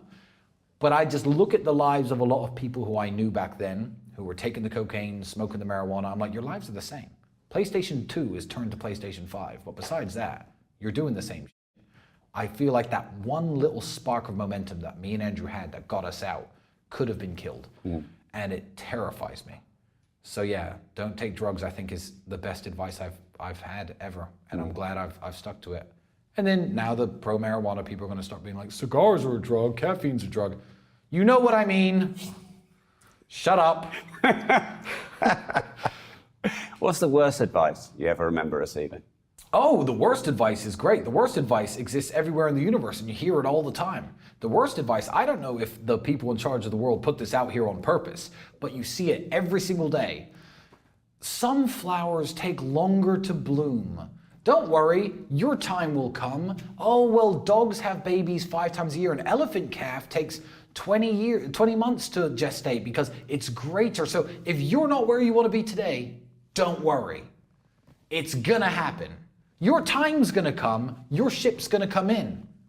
That's the worst shit I've ever seen. And it's on the internet every day. You're gonna start seeing it now. You're gonna start seeing it. It's on the internet everywhere. You just scroll past it. You haven't taken in the bullshit. Just Bro, it's terrible. Wow. And for any young person to sit there whose life isn't going right, who had a failed relationship, they're 21, working a dead-end job, but to see on the internet, don't worry, some flowers take longer to bloom, you're gonna make it one day, your time will come, and going, okay, great.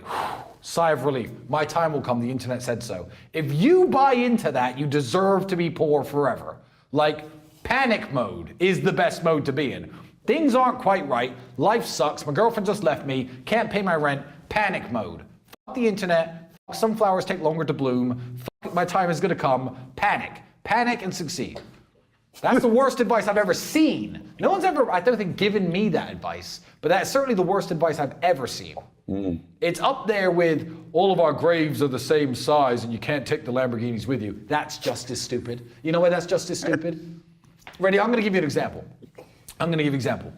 Me and you go to the world's biggest movie theater, all right? I'm at the front row seats. I got popcorn, beautiful girl here, beautiful girl here.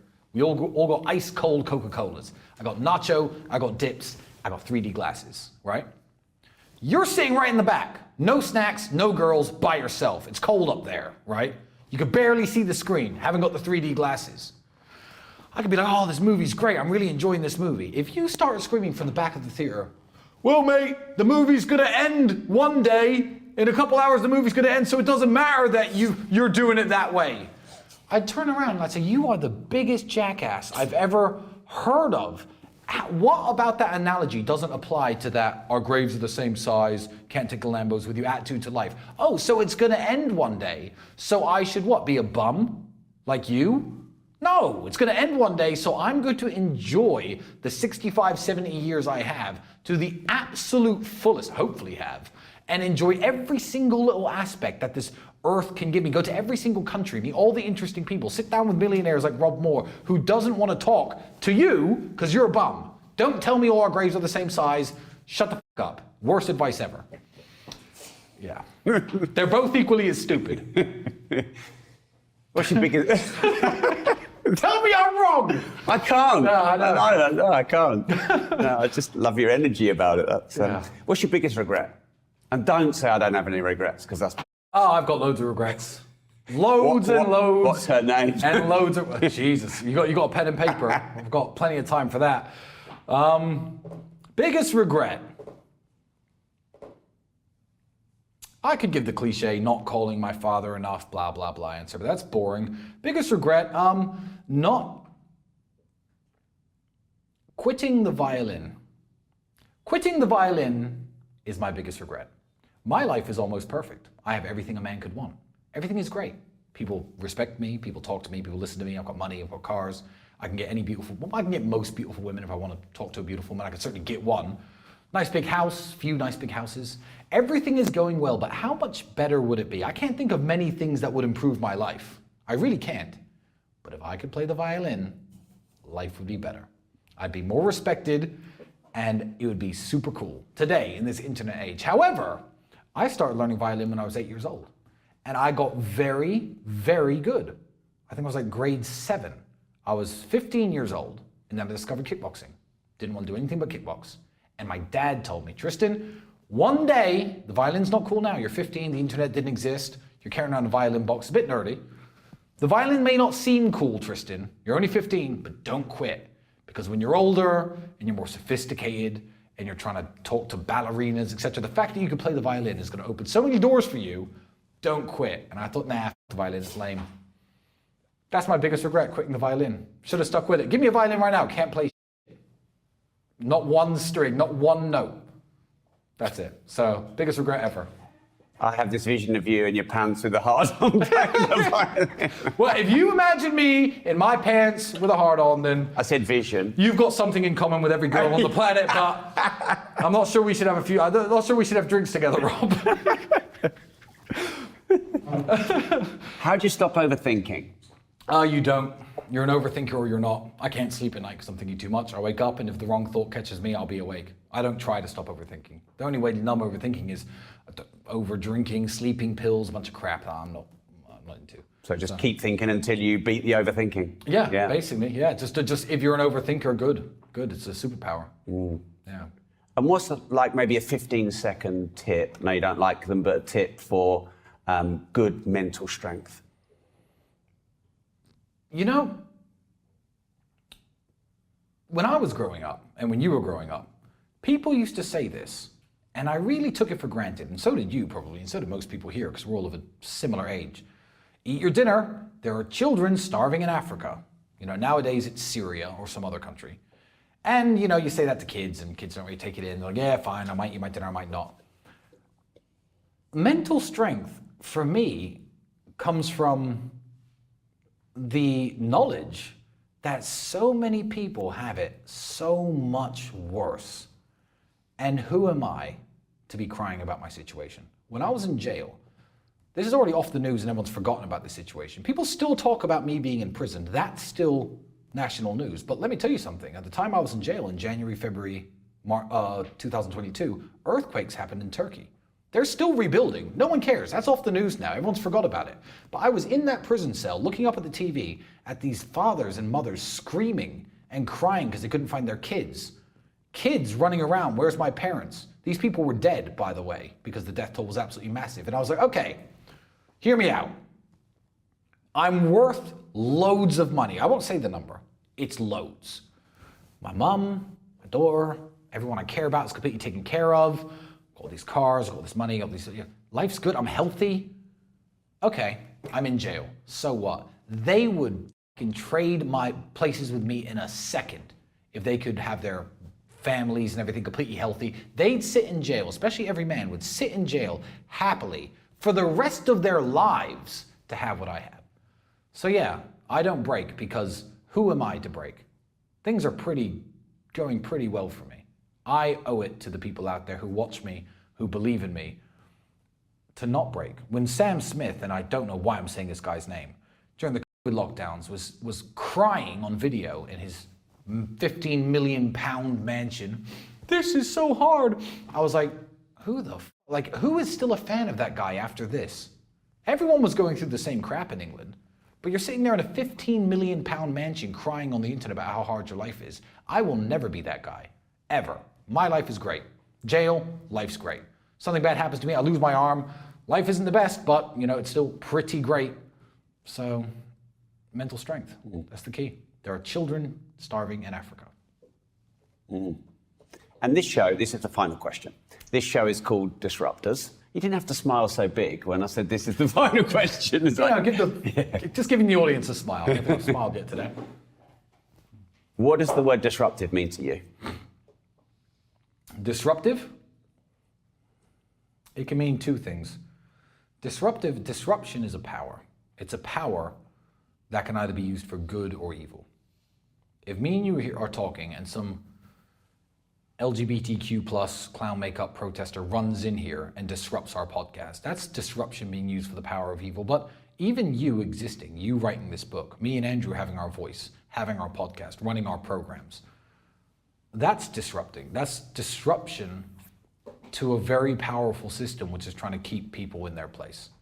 And there's nothing better than that. So it's a power like anything else, like violence. It can be used for good, it could be used for evil. So if you're going to disrupt things, make sure you're doing it for a good reason. And you mentioned maybe two or three times the online school. So can you tell us about that? Well, it's very simple. I mean, The Real World is a program where real life millionaires with real life experience who've actually made money in the real world, hence the name, teach you the lessons every single day. When I was growing up, I had no access to millionaires, didn't know anyone with money, ever. My mobile phone was filled with, broke dudes and drug dealers because they were my friends, not because I bought drugs. But, nowadays, you can join the real world and you have access to millionaires who are willing to take time out of their day to teach you things, teach you the lessons that, help them make money, teach you the methods that help them make money. You have direct access, direct conversation with them. It's a really great community. It's a wonderful thing. And they keep trying to stop us and they keep trying to shut us down. But just like when they tried to shut down Uber, They failed because Uber is a better system than trying to flag taxis on a cold street and calling phone numbers. The technology was so good and it was such a better system that Uber triumphed. So, they've tried to take us down, tried to attack us, tried to delete our website, tried to delete our promotion, and we grow and grow and grow. And because it's tried and tested, and people can join for $49, and if they hate it so much, leave the next month. I don't care. No problem. So yeah, the Real World's a really wonderful, really, really wonderful product. And what's the address if they want to go and join? Join the Real World. Just Google Join the Real World. I don't know if it's .net or .com. I think .com banned us because. So I don't know exactly what. But you'll find that. Join the Real World. You'll find it. There's a link in my Twitter bio. Tate the Talisman on Twitter. There's a link in there. I've really enjoyed this. So have I. You've given me a lot of time. Really grateful. Thank you very much. Thank you very much, Rob. Cheers, Tristan. So let me know what you think in the comments. The bit that personally blew me away the most was how Tristan came to life and went on a massive rant about sexual consent. I'd love your thoughts because these are important subjects we must discuss. If you've just landed here and you haven't watched my insane Andrew Tate Part 1 and Andrew Tate Part 2, go watch them right now because I regard this episode as part of a series. Part 1 Andrew, Part 2 Andrew, and Part 3 Tristan. I spent 15 hours pretty much straight with Andrew and Tristan in Romania, so go back and consume my wild Andrew Tate episodes. And if you don't want to be known as a brokey or a loser, make sure you like the video, subscribe to the channel, and turn the notification bell on.